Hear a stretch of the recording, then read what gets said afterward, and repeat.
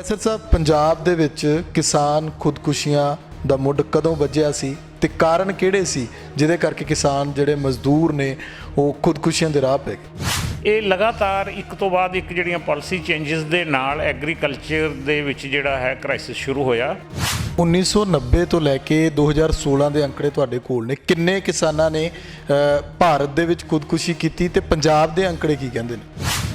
ਜਿਹੜੇ ਉਦੋਂ ਦੇ ਮੰਤਰੀ ਸੀ ਕੈਪਟਨ ਕਮਲਜੀਤ ਸਿੰਘ, ਉਹਨਾਂ ਨੇ ਮੰਨਿਆ ਕਿ ਪੰਜਾਬ ਦੇ ਵਿੱਚ ਕਿਸਾਨ ਸੁਸਾਈਡ ਕਰ ਰਹੇ ਨੇ। ਆੜ੍ਹਤੀਆਂ ਦੀ ਗੱਲ ਕਰੀਏ ਤਾਂ ਅੱਜ ਸਰਕਾਰ ਕਹਿੰਦੀ ਹੈ ਕਿ ਵਿਚੋਲੀਏ ਨੂੰ ਅਸੀਂ ਜਿਹੜਾ ਉਹ ਪਾਸੇ ਕਰ ਦਿੱਤਾ ਹੈ, ਅਸੀਂ ਸਿੱਧੀ ਕਿਸਾਨਾਂ ਤੱਕ ਪਹੁੰਚ ਕਰਨ ਦੀ ਕਰ ਦਿੱਤੀ ਹੈ ਕਿ ਸਿੱਧਾ ਤੁਸੀਂ ਜਾ ਕੇ ਆਪਣਾ ਮਾਲ ਵੇਚੋ। ਕਿ ਪੰਜਾਬ ਦੇ ਵਿੱਚ ਕਿਸਾਨਾਂ ਦੇ ਵਿੱਚ ਜਿਹੜੀਆਂ ਕਿਸਾਨ ਔਰਤਾਂ ਨੇ ਫੈਮਿਲੀ ਦੀਆਂ 5% ਉਹ ਸੁਸਾਈਡ ਕਰ ਗਈਆਂ ਨੇ। ਵਿਆਹਾਂ ਤੇ ਬਹੁਤ ਖਰਚ ਕਰਦੇ ਜਿਹੜੇ ਪਿੰਡਾਂ ਦੇ ਪੇਂਡੂ ਤਬਕੇ ਦੇ ਲੋਕ ਨੇ, ਉਹ ਕਿਤੇ ਨਾ ਕਿਤੇ ਕਹਿੰਦੇ ਆੜ੍ਹਤੀਆਂ ਤੋਂ ਕਰਜ਼ਾ ਲੈ ਲੈਂਦੇ ਨੇ, ਬੈਂਕਾਂ ਤੋਂ ਕਰਜ਼ਾ ਲੈ ਕੇ ਵਿਆਹਾਂ ਦੇ ਵਿੱਚ ਚੰਗਾ ਹੱਲਾ ਗੁੱਲਾ ਕਰਦੇ ਨੇ, ਉਹਦੇ ਕਰਕੇ ਕਰਜ਼ਈ ਹੋ ਜਾਂਦੇ ਨੇ। ਉਹ ਵੀ ਕੋਈ ਕਾਰਨ ਹੈ ਜਾਂ ਜਾਣਬੁੱਝ ਕੇ ਉਹ ਥੋਪਿਆ ਜਾਂਦਾ? 81-82% ਟੋਟਲ ਸੁਸਾਈਡ ਜਿਹੜੇ ਨੇ ਕਿਸਾਨੀ 'ਚ, ਉਹ 82-83% ਇਹਨਾਂ ਦੋ ਕੈਟਾਗਰੀਜ਼ ਨੇ ਕੀਤੇ ਨੇ। ਜਿਹੜੀਆਂ ਉੱਪਰਲੀਆਂ ਤਿੰਨ ਕੈਟਾਗਰੀਜ਼ ਨੇ ਉਹਨਾਂ 'ਚ ਤਾਂ ਸਾਰੇ ਹੀ 15-16% ਨੇ। ਸਤਿ ਸ਼੍ਰੀ ਅਕਾਲ, ਤੁਸੀਂ ਲੋਕਰਨ ਚੈਨਲ ਪੰਜਾਬੀ ਦੇਖ ਰਹੇ ਹੋ। ਮੈਂ ਤੁਹਾਡੇ ਨਾਲ ਸੁਖਵਿੰਦਰ ਸਿੰਘ। ਜਿੱਥੇ ਅੱਜ ਕਿਸਾਨੀ ਸੰਕਟ ਚੱਲ ਰਿਹਾ ਹੈ, ਉੱਥੇ ਦੂਜੇ ਪਾਸੇ ਗੱਲ ਇਹ ਹੁੰਦੀ ਹੈ ਕਿ ਆਖਿਰਕਾਰ ਕਿਸਾਨਾਂ ਦੇ ਸੰਕਟ ਦੇ ਲਈ ਜ਼ਿੰਮੇਵਾਰ ਕੌਣ ਹੈ?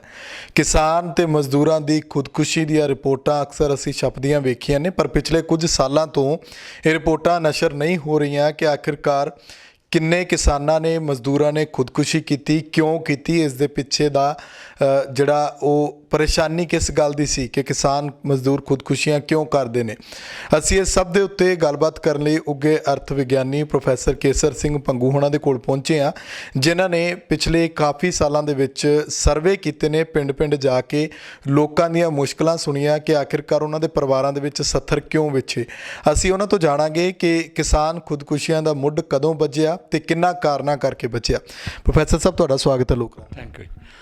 ਪ੍ਰੋਫੈਸਰ ਸਾਹਿਬ, ਪੰਜਾਬ ਦੇ ਵਿੱਚ ਕਿਸਾਨ ਖੁਦਕੁਸ਼ੀਆਂ ਦਾ ਮੁੱਢ ਕਦੋਂ ਵੱਜਿਆ ਸੀ ਤੇ ਕਾਰਨ ਕਿਹੜੇ ਸੀ ਜਿਹਦੇ ਕਰਕੇ ਕਿਸਾਨ ਜਿਹੜੇ ਮਜ਼ਦੂਰ ਨੇ ਉਹ ਖੁਦਕੁਸ਼ੀਆਂ ਦੇ ਰਾਹ ਪੈ ਗਏ? ਸੁਖਵਿੰਦਰ ਜੀ, ਜਿਹੜੀ ਤੁਸੀਂ ਫਾਰਮਰ ਸੁਸਾਈਡ ਦੀ ਗੱਲ ਕਰਦੇ ਹੋ, ਕਿਸਾਨ ਖੁਦਕੁਸ਼ੀਆਂ ਦੀ, ਇਹ ਆਪਣੇ ਦੇਸ਼ ਦੇ ਵਿੱਚ ਖਾਸ ਕਰਕੇ ਪੰਜਾਬ ਵਿੱਚ ਜਦੋਂ 1990 ਦੇ ਜਿਹੜਾ ਦਹਾਕਾ ਸ਼ੁਰੂ ਹੋਇਆ, ਉਹਦੇ ਸ਼ੁਰੂ ਦੇ ਵਿੱਚ ਜਿਹੜੀਆਂ ਨਵੀਆਂ ਪਾਲਿਸੀਜ਼ ਜਿਨ੍ਹਾਂ ਨੂੰ ਅਸੀਂ ਉਦਾਰਵਾਦੀ ਨੀਤੀਆਂ ਕਹਿੰਦੇ ਹਾਂ, ਜਿਹੜੀਆਂ ਪ੍ਰਾਈਵੇਟਾਈਜੇਸ਼ਨ ਦੀਆਂ ਨੇ, ਲਿਬਰਲਾਈਜੇਸ਼ਨ ਦੀਆਂ ਨੇ, ਗਲੋਬਲਾਈਜੇਸ਼ਨ ਨਾਲ ਸੰਬੰਧਿਤ ਪਾਲਿਸੀਜ਼ ਨੇ, ਉਹਨਾਂ ਦੇ ਨਾਲ ਇਹ ਸ਼ੁਰੂ ਹੋਇਆ ਕਿਉਂਕਿ ਇੰਡੀਅਨ ਇਕੋਨਮੀ ਜਿਹੜੀ ਓਪਨ ਅਪ ਹੋ ਗਈ। ਉਹ ਮਤਲਬ ਕਿਸਾਨਾਂ ਲਈ ਵੀ, ਮਜ਼ਦੂਰਾਂ ਲਈ ਵੀ, ਸਭ ਲਈ ਜਿਹੜਾ ਇੰਟਰਨੈਸ਼ਨਲ ਜਿਹੜਾ ਕੰਪੀਟੀਸ਼ਨ ਜਿਹੜਾ ਹੋਣਾ ਸ਼ੁਰੂ ਹੋ ਗਿਆ। ਉਸ ਤੋਂ ਬਾਅਦ ਲਗਾਤਾਰ ਜਿਹੜੀਆਂ ਵੀ ਉਹ ਪਾਲਿਸੀਜ਼ ਲਾਈਆਂ, ਉਹ ਭਾਵੇਂ 1991-92 ਤੋਂ ਜਿਹੜੀਆਂ ਉਦਾਰਵਾਦੀ ਨੀਤੀਆਂ ਦੇ ਨਾਲ ਜਿਹੜੀ ਵਰਲਡ ਟ੍ਰੇਡ ਆਰਗੇਨਾਈਜੇਸ਼ਨ ਦਾ ਜਿਹੜਾ 1995 ਦੇ ਵਿੱਚ ਜਿਹੜਾ ਬਣ ਜਾਣਾ ਅਤੇ ਉਹਦੀਆਂ ਪਾਲਿਸੀਜ਼ ਦਾ ਲਾਗੂ ਹੋਣਾ, ਇਹ ਲਗਾਤਾਰ ਇੱਕ ਤੋਂ ਬਾਅਦ ਇੱਕ ਜਿਹੜੀਆਂ ਪਾਲਿਸੀ ਚੇਂਜਸ ਦੇ ਨਾਲ ਐਗਰੀਕਲਚਰ ਦੇ ਵਿੱਚ ਜਿਹੜਾ ਹੈ ਕ੍ਰਾਈਸਿਸ ਸ਼ੁਰੂ ਹੋਇਆ। ਜਿਹੜਾ ਕ੍ਰਾਈਸਿਸ ਵੀ ਇੰਡੀਅਨ ਐਗਰੀਕਲਚਰ 'ਚ ਹੋਇਆ, ਉਹਨਾਂ ਥਾਵਾਂ 'ਤੇ ਹੋਇਆ ਜਿੱਥੇ ਜਿਹੜੀ ਖੇਤੀ ਪਹਿਲਾਂ ਹੀ ਬਹੁਤ ਵਿਕਸਿਤ ਸੀ, ਵੀ ਅੱਛੀ ਖੇਤੀ ਵਾਲੇ ਜਿਹੜੇ ਸਟੇਟ ਸੀ। ਭਾਵੇਂ ਉਹ ਸ਼ੁਰੂ ਵਿੱਚ ਜਿਹੜੀ ਕ੍ਰਾਈਸਿਸ ਆਇਆ ਉਹ ਕਾਟਨ ਬੈਲਟ 'ਚ ਆਇਆ, ਭਾਵੇਂ ਉਹ ਕਾਟਨ ਬੈਲਟ ਆਂਧਰਾ ਪ੍ਰਦੇਸ਼ ਦੀ ਹੋਵੇ, ਭਾਵੇਂ ਉਹ ਕਾਟਨ ਬੈਲਟ ਜਿਹੜੀ ਹੈ ਮਹਾਰਾਸ਼ਟਰ ਦੀ ਹੋਵੇ, ਜਾਂ ਉਹ ਕਾਟਨ ਬੈਲਟ ਜਿਹੜੀ ਪੰਜਾਬ ਦੀ, ਜਿਹਨੂੰ ਆਪਾਂ ਮਾਲਵੇ ਦੇ ਏਰੀਏ ਦੇ ਨਾਲ ਜਾਣਦੇ। ਮਤਲਬ ਕਿ ਕਪਾਹ ਦੇ ਨਾਲ ਜਿਹੜਾ ਉਹ ਸੰਕਟ ਕਪਾਹ ਦੇ ਕਾਰਨ ਇੱਥੇ ਪੰਜਾਬ 'ਚ ਪੈਦਾ ਹੋ ਗਿਆ। ਪਹਿਲੇ ਸਾਇੰਸ ਜਿਹੜੇ ਕਾਟਨ ਬੈਲਟ 'ਚ ਦੇਖੇ ਗਏ ਸਾਰੀਆਂ ਸਟੇਟ ਦੀਆਂ 'ਚ, ਪਰ ਅੱਜ ਤਾਂ ਹਰ ਜ਼ਿਲ੍ਹਾ, ਹਰ ਜਿਹੜਾ ਫਸਲ, ਹਰ ਏਰੀਆ ਜਿਹੜਾ ਖੇਤੀਬਾੜੀ ਵਾਲਾ, ਉਹਨੂੰ ਜਿਹੜਾ ਸੰਕਟ 'ਚ ਜਿਹੜਾ ਲਿਆ ਹੋਇਆ ਹੈ, ਖੇਤੀ ਦਾ ਸੰਕਟ ਜਿਹੜਾ ਬਹੁਤ ਜ਼ਿਆਦਾ ਡੂੰਘਾ ਹੋ ਗਿਆ ਹੈ। ਅਤੇ ਜਦੋਂ ਆਪਾਂ ਨੈਸ਼ਨਲ ਲੈਵਲ ਦੀ ਗੱਲ ਕਰਦੇ, ਭਾਵੇਂ ਕੇਂਦਰ ਸਰਕਾਰ ਨੇ ਜਿਹੜਾ ਇੱਕ ਉਹਨਾਂ ਦੀ ਆਰਗੇਨਾਈਜੇਸ਼ਨ ਹੈ ਨੈਸ਼ਨਲ ਕ੍ਰਾਈਮ ਰਿਕਾਰਡਸ ਬਿਊਰੋ, ਉਹ ਪਹਿਲਾਂ ਅਲੱਗ-ਅਲੱਗ ਡਾਟਾ ਦਿੰਦੀ ਸੀ ਕਿਸਾਨਾਂ ਦੀਆਂ ਸੁਸਾਈਡਸ ਦਾ, ਜਿਹਨੂੰ ਅਸੀਂ ਆਲ ਕਲਟੀਵੇਟਰਸ ਕਹਿੰਦੇ ਹਾਂ, ਮੇਨ ਕਲਟੀਵੇਟਰਸ। ਤੇ ਪਲੱਸ ਜਨਰਲ ਪਾਪੂਲੇਸ਼ਨ ਦੇ ਉਹ ਸੁਸਾਈਡ ਦੇ ਰੇਟ ਜਾਂ ਡਾਟਾ ਦਿੰਦੀ ਸੀ। ਇਹ 2016 ਤੋਂ ਬਾਅਦ ਇਹ ਅਲੱਗ-ਅਲੱਗ ਡਾਟਾ ਦੇਣਾ ਜਿਹੜਾ ਹੈ ਨੈਸ਼ਨਲ ਕ੍ਰਾਈਮ ਰਿਕਾਰਡ ਬਿਊਰੋ ਨੇ ਰਿਕਾਰਡ ਕਰਨਾ ਹੀ ਬੰਦ ਕਰ ਦਿੱਤਾ। ਮਤਲਬ ਇਹ ਲੱਗ ਰਿਹਾ ਕਿ ਉਹ ਅਲੱਗ ਤੋਂ ਫਾਰਮਰਸ ਤੇ ਖੇਤ ਮਜ਼ਦੂਰਾਂ ਦੇ ਸੁਸਾਈਡਸ ਨੂੰ ਲੋਕਾਂ ਨੂੰ ਦੱਸਣਾ ਹੀ ਨਹੀਂ ਚਾਹੁੰਦੇ, ਛੁਪਾਉਣਾ ਚਾਹੁੰਦੇ ਨੇ। ਕਾਰਨ ਕੀ ਹੈ, ਕਿਉਂ ਛੁਪਾਉਣਾ ਚਾਹੁੰਦੇ ਨੇ? ਕਾਰਨ ਮੈਨੂੰ ਇੱਕੋ ਹੀ ਲੱਗਦਾ ਹੈ ਕਿ ਜਿਹੜਾ ਜਦੋਂ ਆਪਾਂ ਫਿਰ ਪਾਲਿਸੀਜ਼ ਦੀ ਗੱਲ ਕਰਦੇ ਹਾਂ, ਪਾਲਿਸੀਜ਼ ਦਾ ਜਿਹੜੀਆਂ ਆਧਾਰਵਾਦੀ ਨੀਤੀਆਂ ਜਾਂ 1991-92 ਤੋਂ ਬਾਅਦ ਜਿਹੜੀਆਂ ਪਾਲਿਸੀਜ਼ ਨੇ ਉਹਨਾਂ ਦਾ ਜਿਹੜਾ ਝੁਕਾਅ ਹੈ, ਬਾਇਸ ਹੈ, ਉਹ ਅਰਬਨ ਏਰੀਏ ਵੱਲ ਹੈ, ਰੂਰਲ ਏਰੀਏ ਵੱਲ ਬਹੁਤਾ ਧਿਆਨ ਪੂਰੇ ਇੰਡੀਆ 'ਚ ਜਿਹੜਾ ਨਹੀਂ ਦਿੱਤਾ ਜਾਂਦਾ। ਇਸ ਲਈ ਰੂਲਿੰਗ ਪਾਰਟੀਆਂ ਜਿਹੜੀਆਂ ਸਰਕਾਰਾਂ ਨੇ, ਭਾਵੇਂ ਉਹ ਕਿਸੇ ਵੀ ਪੋਲੀਟੀਕਲ ਪਾਰਟੀ ਦੀ 1991-92 ਤੋਂ ਬਾਅਦ ਆਈਆਂ ਨੇ, ਉਹ ਉਹਨਾਂ ਨੇ ਪੇਂਡੂ ਏਰੀਆ ਨੂੰ ਜਿਹੜਾ ਇੱਕ ਕਿਸਮ ਦਾ ਛੱਡ ਦਿੱਤਾ ਹੈ। ਪੇਂਡੂ ਏਰੀਆ 'ਚੋਂ ਇਨਵੈਸਟਮੈਂਟ ਨਹੀਂ ਹੋ ਰਹੀ, ਇਸ ਕਰਕੇ ਉਹ ਪਿੰਡਾਂ ਦੇ ਸੰਬੰਧੀ ਡਾਟਾ, ਭਾਵੇਂ ਉਹ ਫਾਰਮਰ ਸੁਸਾਈਡ ਦਾ ਹੋਵੇ, ਕੋਈ ਹੋਰ ਹੋਵੇ, ਉਹਨਾਂ ਨੂੰ ਛੁਪਾ ਕੇ ਰੱਖਣਾ ਚਾਹੁੰਦੇ ਕਿ ਲੋਕਾਂ ਨੂੰ ਇਸ ਗੱਲ ਦਾ ਪਤਾ ਨਾ ਲੱਗੇ।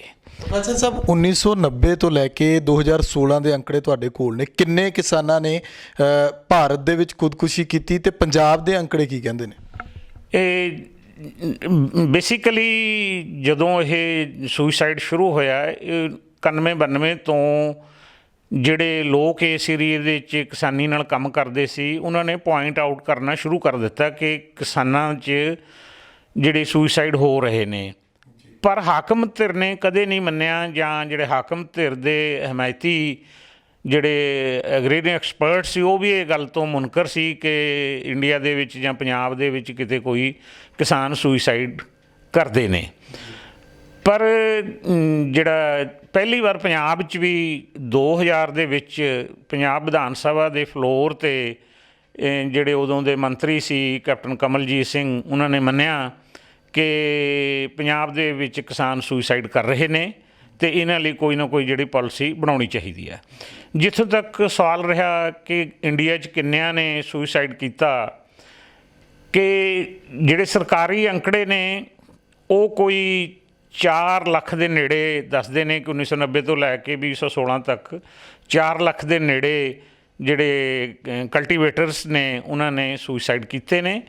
ਪਰ ਉਹਨਾਂ ਦੀ ਜਿਹੜੀ ਕਾਊਂਟਿੰਗ ਇਸ ਕਰਕੇ ਸਹੀ ਨਹੀਂ ਕਿ ਬਹੁਤ ਸਾਰੇ ਕੇਸਿਸ ਨੂੰ ਉਹ ਕਿਸੇ ਹੋਰ ਢੰਗ ਨਾਲ ਲੈਂਦੇ ਨੇ। ਬੇਸਿਕਲੀ ਉਹ ਜਿਹੜੇ ਸੁਸਾਈਡ ਨੇ ਜਿਹੜੇ ਰੂਰਲ ਏਰੀਏ ਦੇ ਵਿੱਚ, ਉਹ ਕਰਜ਼ਾ ਵਧਣ ਕਰਕੇ ਜਾਂ ਪੇਂਡੂ ਜਿਹੜੇ ਏਰੀਏ ਨੇ ਉਹਨਾਂ ਦਾ ਆਰਥਿਕ ਸੰਕਟ ਵਧਣ ਕਰਕੇ ਸੁਸਾਈਡ ਨੇ। ਭਾਵੇਂ ਜਦੋਂ ਸੁਸਾਈਡ ਕਰਦਾ ਕੋਈ ਵੀ ਬਹਾਨਾ ਹੋਰ ਹੋਵੇ, ਅਤੇ ਪਰ ਅਸਲ ਦੇ ਵਿੱਚ ਉਹਦੀ ਬੈਕਗਰਾਊਂਡ ਦੇ ਵਿੱਚ ਜਿਹੜਾ ਕਰਜ਼ਾ ਅਤੇ ਉਹਦੀ ਆਰਥਿਕ ਮੰਦਹਾਲੀ ਜਿਹੜੀ ਹੈ ਕਿਸਾਨੀ ਦੀ, ਮਜ਼ਦੂਰਾਂ ਦੀ, ਉਹ ਉਹਦਾ ਇੱਕ ਵੱਡਾ ਕਾਰਨ ਹੈ। ਅਤੇ ਜਦੋਂ ਆਪਾਂ ਪੰਜਾਬ ਦੀ ਗੱਲ ਕਰਦੇ, ਪੰਜਾਬ ਵਿੱਚ ਵੀ 1990 ਤੋਂ ਲੈ ਕੇ 2016 ਤੱਕ ਭਾਵੇਂ ਜਿਹੜੇ ਰਿਕਾਰਡਡ ਸਰਵੇ ਰਿਪੋਰਟਸ ਜਿਹੜੀਆਂ ਨੇ ਉਹ 18-19 ਹਜ਼ਾਰ ਤੱਕ, 20 ਹਜ਼ਾਰ ਤੱਕ ਲੈ ਕੇ ਜਾਂਦੇ ਨੇ ਜਿਹੜੇ ਸੁਸਾਈਡਸ ਨੇ। ਪਰ ਇਹ ਸੁਸਾਈਡਸ ਕਾਫੀ ਜ਼ਿਆਦਾ ਨੇ ਪੰਜਾਬ ਦੇ ਵਿੱਚ। ਅਤੇ ਪੰਜਾਬ ਦੇ ਵਿੱਚ ਜੇ ਆਪਾਂ ਰਫ ਜਿਹਾ ਅੰਦਾਜ਼ਾ ਵੀ ਲਾਈਏ ਤਾਂ ਇਹਨਾਂ ਸਾਲਾਂ 'ਚ ਜਿਹੜੇ 25,000 ਤੋਂ 30,000 ਦੇ ਵਿੱਚ ਕਿਸਾਨਾਂ ਅਤੇ ਖੇਤ ਮਜ਼ਦੂਰਾਂ ਨੇ ਜਿਹੜੇ ਸੁਸਾਈਡ ਕੀਤੇ ਨੇ, ਜਿਹਦੀ ਵਜ੍ਹਾ ਉਹਨਾਂ ਦੀ ਆਰਥਿਕ ਮੰਦਹਾਲੀ ਹੈ, ਭਾਵੇਂ ਉਹ ਕਰਜ਼ੇ ਕਰਕੇ ਹੋਵੇ ਜਾਂ ਫਸਲਾਂ ਦੇ ਜਿਹੜੇ ਨਿਗੁਣੇ ਭਾਅ ਨੇ, ਜਾਂ ਖੇਤੀ ਲਾਗਤਾਂ ਜਿਹੜੀਆਂ ਅਸਮਾਨ ਛੂੰਹਦੀਆਂ ਨੇ ਕਿ ਇੰਨੀਆਂ ਵਧ ਗਈਆਂ ਨੇ। ਜਦੋਂ ਆਪਾਂ ਖੇਤੀ ਲਾਗਤਾਂ ਦੀ ਗੱਲ ਕਰਦੇ ਕਿ ਖੇਤੀ ਦੀਆਂ ਲਾਗਤਾਂ ਤਾਂ ਬਹੁਤ ਵਧ ਗਈਆਂ, ਉਸ ਦੇ ਮੁਕਾਬਲੇ ਫਸਲਾਂ ਦੀਆਂ ਕੀਮਤਾਂ ਉਵੇਂ ਨਹੀਂ ਵਧੀਆਂ, ਅਤੇ ਇਸ ਕਰਕੇ ਉਹਨਾਂ ਨੂੰ ਜਿਹੜਾ ਘਾਟਾ ਪੈਣਾ ਸ਼ੁਰੂ ਹੋ ਗਿਆ। ਅਤੇ ਜਿਹੜੀ ਉਹਨਾਂ ਦੀ ਆਰਥਿਕਤਾ ਹੈ ਕਿਸਾਨਾਂ ਦੀ, ਮਜ਼ਦੂਰਾਂ ਦੀ, ਉਹ ਬਹੁਤ ਮੰਦਹਾਲੀ 'ਚ ਚੱਲ ਗਈ। ਅਤੇ ਉਹਨਾਂ ਨੂੰ ਲੱਗਿਆ ਕਿ ਸੁਸਾਈਡ ਤੋਂ ਬਿਨਾਂ ਕੋਈ ਹੋਰ ਜਿਹੜਾ ਚਾਰਾ ਨਹੀਂ, ਕਿਉਂਕਿ ਉਹਨਾਂ ਨੇ ਜਿਹੜਾ, ਜਦੋਂ ਆਪਾਂ ਗੱਲ ਕਰੀਏ ਕਰਜ਼ਾ, ਕਿ ਬਹੁਤ ਸਾਰੇ ਸਰਵੇ ਰਿਪੋਰਟਸ ਇਹ ਦੱਸਦੇ ਨੇ ਕਿ ਜਿਹੜੇ ਕਰਜ਼ੇ ਦੀ ਜਦੋਂ ਪਰਸੈਂਟੇਜ ਲੈਂਦੇ, ਕਿ 2 ਤਰ੍ਹਾਂ ਦੇ ਹੁੰਦੇ, ਇੱਕ ਤਾਂ ਤੁਸੀਂ ਬੈਂਕਾਂ ਤੋਂ ਲੈਂਦੇ ਜਾਂ ਇੱਕ ਤੁਸੀਂ ਆੜ੍ਹਤੀਆਂ ਤੋਂ ਲੈਂਦੇ। ਅਸੀਂ ਇਹਨੂੰ ਜਿਹੜਾ ਫਾਰਮਲ ਅਤੇ ਇਨਫਾਰਮਲ ਸੋਰਸਿਸ ਕਹਿੰਦੇ ਹਾਂ, ਕਿ ਫਾਰਮਲ ਸੋਰਸਿਸ ਤੋਂ, ਬੈਂਕਾਂ ਆਦਿ ਤੋਂ ਜਿਹੜਾ ਕਰਜ਼ਾ ਸੀ ਉਹ 35-36% ਦੇ ਨੇੜੇ ਸੀ। ਬਾਕੀ ਦਾ ਸਾਰਾ ਜਿਹੜਾ 60 ਤੋਂ 62% ਤੱਕ ਆੜ੍ਹਤੀਆਂ ਦਾ ਜਾਂ ਕਿਸੇ ਹੋਰ ਸ਼ਾਹੂਕਾਰਾਂ ਦਾ ਜਿਹੜਾ ਕਰਜ਼ਾ ਸੀ। ਪਰ ਹੁਣ ਲੇਟੈਸਟ ਆਲਮੋਸਟ ਜਿਹੜਾ 50-50 ਹੈ, ਕਿਉਂਕਿ ਕ੍ਰਾਈਸਿਸ ਵਧਣ ਤੋਂ ਬਾਅਦ ਥੋੜ੍ਹੀ ਬਹੁਤੀ ਜਿਹੜੀ ਕਰਜ਼ੇ ਦੀ ਸਹੂਲਤ ਹੈ ਉਹ ਸਰਕਾਰ ਨੇ ਵੀ ਵਧਾਈ ਹੈ, ਅਤੇ ਹੌਲੀ ਹੌਲੀ ਕਿਸਾਨਾਂ ਦੇ ਆੜ੍ਹਤੀਆਂ ਦੇ ਆਪਸ ਵਿੱਚ ਝਗੜੇ ਹੋਏ ਨੇ, ਖਾਸ ਕਰਕੇ ਪੰਜਾਬ ਦੇ ਮਾਲਵਾ ਰੀਜਨ ਦੇ ਵਿੱਚ। ਉਹ ਆੜ੍ਹਤੀਆਂ ਨੇ ਵੀ ਜਿਹੜਾ ਕਰਜ਼ਾ ਕਿਸਾਨਾਂ ਨੂੰ ਦੇਣ ਜਾਂ ਮਜ਼ਦੂਰਾਂ ਨੂੰ ਦੇਣ ਤੋਂ ਥੋੜ੍ਹਾ ਹੱਥ ਜਿਹੜਾ ਪਿੱਛੇ ਖਿੱਚ ਲਿਆ ਹੈ। ਹੁਣ ਜੇ ਆਪਾਂ ਦੋਨਾਂ ਨੂੰ ਵੰਡ ਕਰੀਏ, ਲਗਭਗ ਅੱਧਾ ਕਰਜ਼ਾ ਜਿਹੜਾ ਫਾਰਮਲ ਸੋਰਸਿਸ ਤੋਂ ਹੈ ਅਤੇ ਅੱਧਾ ਕਰਜ਼ਾ ਜਿਹੜਾ ਇਨਫਾਰਮਲ ਸੋਰਸਿਸ ਤੋਂ ਹੈ। ਪ੍ਰੋਫੈਸਰ ਸਾਹਿਬ, ਜੇ ਆਪਾਂ ਕਿਸਾਨ ਖੁਦਕੁਸ਼ੀਆਂ ਵਿੱਚ ਆੜ੍ਹਤੀਆਂ ਦੀ ਗੱਲ ਕਰੀਏ ਤਾਂ ਅੱਜ ਸਰਕਾਰ ਕਹਿੰਦੀ ਹੈ ਕਿ ਵਿਚੋਲੀਏ ਨੂੰ ਅਸੀਂ ਜਿਹੜਾ ਉਹ ਪਾਸੇ ਕਰ ਦਿੱਤਾ ਹੈ, ਅਸੀਂ ਸਿੱਧੀ ਕਿਸਾਨਾਂ ਤੱਕ ਪਹੁੰਚ ਕਰਨ ਦੀ ਕਰ ਦਿੱਤੀ ਹੈ ਕਿ ਸਿੱਧਾ ਤੁਸੀਂ ਜਾ ਕੇ ਆਪਣਾ ਮਾਲ ਵੇਚੋ। ਕਿਸਾਨ ਖੁਦਕੁਸ਼ੀਆਂ, ਮਜ਼ਦੂਰ ਖੁਦਕੁਸ਼ੀਆਂ ਦੇ ਵਿੱਚ ਆੜ੍ਹਤੀਆਂ ਦਾ ਰੋਲ ਕਿੰਨਾ ਕੁ ਰਿਹਾ, ਕਿ ਆੜ੍ਹਤੀਆਂ ਦਾ ਕੋਈ ਦਬਾਅ ਇਸ ਤਰ੍ਹਾਂ ਦਾ ਰਿਹਾ ਉਹਨਾਂ ਸਮਿਆਂ ਦੇ ਵਿੱਚ ਜਾਂ ਹੁਣ ਦੇ ਸਮਿਆਂ ਦੇ ਵਿੱਚ, ਜਿਹਨੂੰ ਲੈ ਕੇ ਹੁਣ ਕਿਹਾ ਜਾ ਰਿਹਾ ਕਿ ਇਹਨਾਂ ਵਿਚੋਲੀਆਂ ਨੂੰ ਪਾਸੇ ਕਰ ਦਿਓ? ਸੁਖਵਿੰਦਰ ਜੀ, ਜਿਹੜੀ ਤੁਸੀਂ ਕਹਿੰਦੇ ਕਿ ਆੜ੍ਹਤੀਆਂ ਦਾ ਰੋਲ, ਜਿਹੜਾ ਵੀ ਕੋਈ ਲੈਂਡਰ ਆ, ਭਾਵੇਂ ਉਹ ਬੈਂਕ ਹੈ ਭਾਵੇਂ ਆੜ੍ਹਤੀਏ ਨੇ, ਉਹਨਾਂ ਦਾ ਰੋਲ ਰਿਹਾ ਹੈ। ਉਹਦਾ ਕਾਰਨ ਹੈ ਕਿ ਜਦੋਂ ਅਸੀਂ ਲੋਕਾਂ ਨੂੰ ਪੁੱਛਿਆ ਜਿਹੜਾ ਇੱਕਦਮ ਸੁਈਸਾਈਡ ਕਰਨ ਦਾ ਕੀ ਕਾਰਨ ਹੈ, ਜਾਂ ਤਾਂ ਇਹ ਪਤਾ ਲੱਗਿਆ ਕਿ ਫਲਾਣੇ ਦਿਨ ਇਹਨਾਂ ਦੇ ਘਰੇ ਜਿਹੜੇ ਬੈਂਕ ਦੇ ਅਧਿਕਾਰੀ ਆਏ ਸੀ, ਉਹ ਕਰਜ਼ਾ ਵਾਪਸ ਕਰਨ ਦੀ ਗੱਲ ਕਰਦੇ ਸੀ ਅਤੇ ਡਰਾ ਧਮਕਾ ਰਹੇ ਸੀ, ਉਹ ਤੁਹਾਡੀ ਜਿਹੜੀ ਹੈ ਵੀ ਜ਼ਮੀਨ ਅਸੀਂ ਜ਼ਬਤ ਕਰ ਲਾਂਗੇ, ਘਰ ਦਾ ਸਮਾਨ ਕਰ ਲਾਂਗੇ, ਅਤੇ ਉਹ ਬੰਦਾ ਜਿਹੜਾ ਸੁਈਸਾਈਡ ਕਰ ਗਿਆ। ਇਵੇਂ ਹੀ ਜਿਹੜੇ ਆੜ੍ਹਤੀਏ ਨੇ, ਉਹਨਾਂ ਨੇ ਤਾਂ ਆਪਣੇ, ਜਿਵੇਂ ਆਪਾਂ ਤੁਸੀਂ ਸੁਣਿਆ ਹੁਣ ਅੱਜ ਕੱਲ੍ਹ ਨਵੀਂ ਟਰਮ ਆਈ ਹੈ ਕਿ ਹੋਟਲਾਂ ਵਾਲੇ ਜਾਂ ਦੂਜੇ ਵਾਲੇ ਬਾਊਂਸਰ ਰੱਖਦੇ ਨੇ। ਆੜ੍ਹਤੀਆਂ ਨੇ ਤਾਂ ਬਾਊਂਸਰ ਟਾਈਪ ਬੰਦੇ ਰੱਖੇ ਸੀ, ਉਹ ਭੇਜਦੇ ਸੀ ਕਿ ਜ਼ਬਰਦਸਤੀ ਉਗਰਾਹੀ ਕਰੋ, ਅਤੇ ਇਸ ਲਈ ਜਿਹੜੇ ਉਹ ਕਿਸਾਨ ਡਰਦੇ ਸੀ। ਜਾਂ ਕਈ ਵਾਰੀ ਆੜ੍ਹਤੀਏ ਪਿੰਡ 'ਚ ਆ ਕੇ ਸਭ ਲੋਕਾਂ ਦੇ ਸਾਹਮਣੇ ਜਿਹੜਾ ਜਿਹਨੂੰ ਕਰਜ਼ੇ ਜੀ ਤੋਂ ਵਾਪਸ ਲੈਣਾ ਸੀ, ਉਹਦੀ ਬੇਇੱਜ਼ਤੀ ਕਰਦੇ ਸੀ। ਉਹ ਕਿਸਾਨ ਉਹ ਬੇਇੱਜ਼ਤੀ ਜਿਹੜੀ ਨਹੀਂ ਸੀ ਸਹਾਰਦੇ, ਅਤੇ ਬਹੁਤ ਨੇ ਇਸ ਢੰਗ ਨਾਲ ਜਿਹੜਾ ਸੁਈਸਾਈਡ ਕੀਤਾ। ਬਹੁਤ ਸਾਰੇ ਕੇਸਿਸ 'ਚ ਇਹ ਦੇਖਿਆ ਗਿਆ ਕਿ ਕਿਸਾਨ ਨੂੰ ਇਹ ਲੱਗਦਾ ਸੀ ਕਿ ਜੇ ਉਹ ਆਪਣੀ ਫਸਲ, ਜਿਹੜਾ ਉਹਦਾ ਪਹਿਲਾ ਆੜ੍ਹਤੀ ਹੈ ਜਿਹਦੇ ਕੋਲ ਉਹਨੇ ਪੈਸੇ ਲਏ ਨੇ, ਜੇ ਉਹਦੇ ਕੋਲ ਲੈ ਕੇ ਜਾਏਗਾ, ਉਹਦੀ ਫਸਲ ਰੱਖ ਲਏਗਾ, ਉਹਨੂੰ ਪੈਸੇ ਨਹੀਂ ਦੇਵੇਗਾ, ਕਿਉਂਕਿ ਉਹ ਤਾਂ ਕਰਜ਼ੇ 'ਚ ਹੀ ਕੱਟੀ ਜਾਏਗੀ।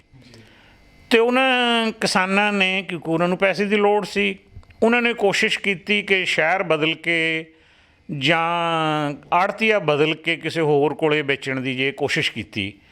ਇਸ ਦੇ ਵਿੱਚ ਆੜ੍ਹਤੀਆਂ ਨੇ ਜਿਹੜੇ ਉਹਨਾਂ ਦੀ ਫਸਲ ਜਿਹੜੀ ਜ਼ਬਤ ਕੀਤੀ ਅਤੇ ਜ਼ਬਰਦਸਤੀ ਆਪਣੇ ਲੈ ਗਏ। ਇਹੋ ਜਿਹੇ ਵੀ ਕਾਫੀ ਕੇਸ ਆਏ ਨੇ ਜਿਨ੍ਹਾਂ ਨੇ ਜਿਹੜਾ ਸੁਈਸਾਈਡ ਕੀਤਾ। ਇਸ ਲਈ ਇਹ ਕੋਈ ਕਹਿਣਾ ਕੋਈ ਉਹ ਨਹੀਂ ਹੈ ਕਿ ਆੜ੍ਹਤੀਆਂ ਦੇ ਅਤੇ ਲੈਂਡਰਸ ਦਾ ਕੋਈ ਰੋਲ ਨਹੀਂ ਹੈ।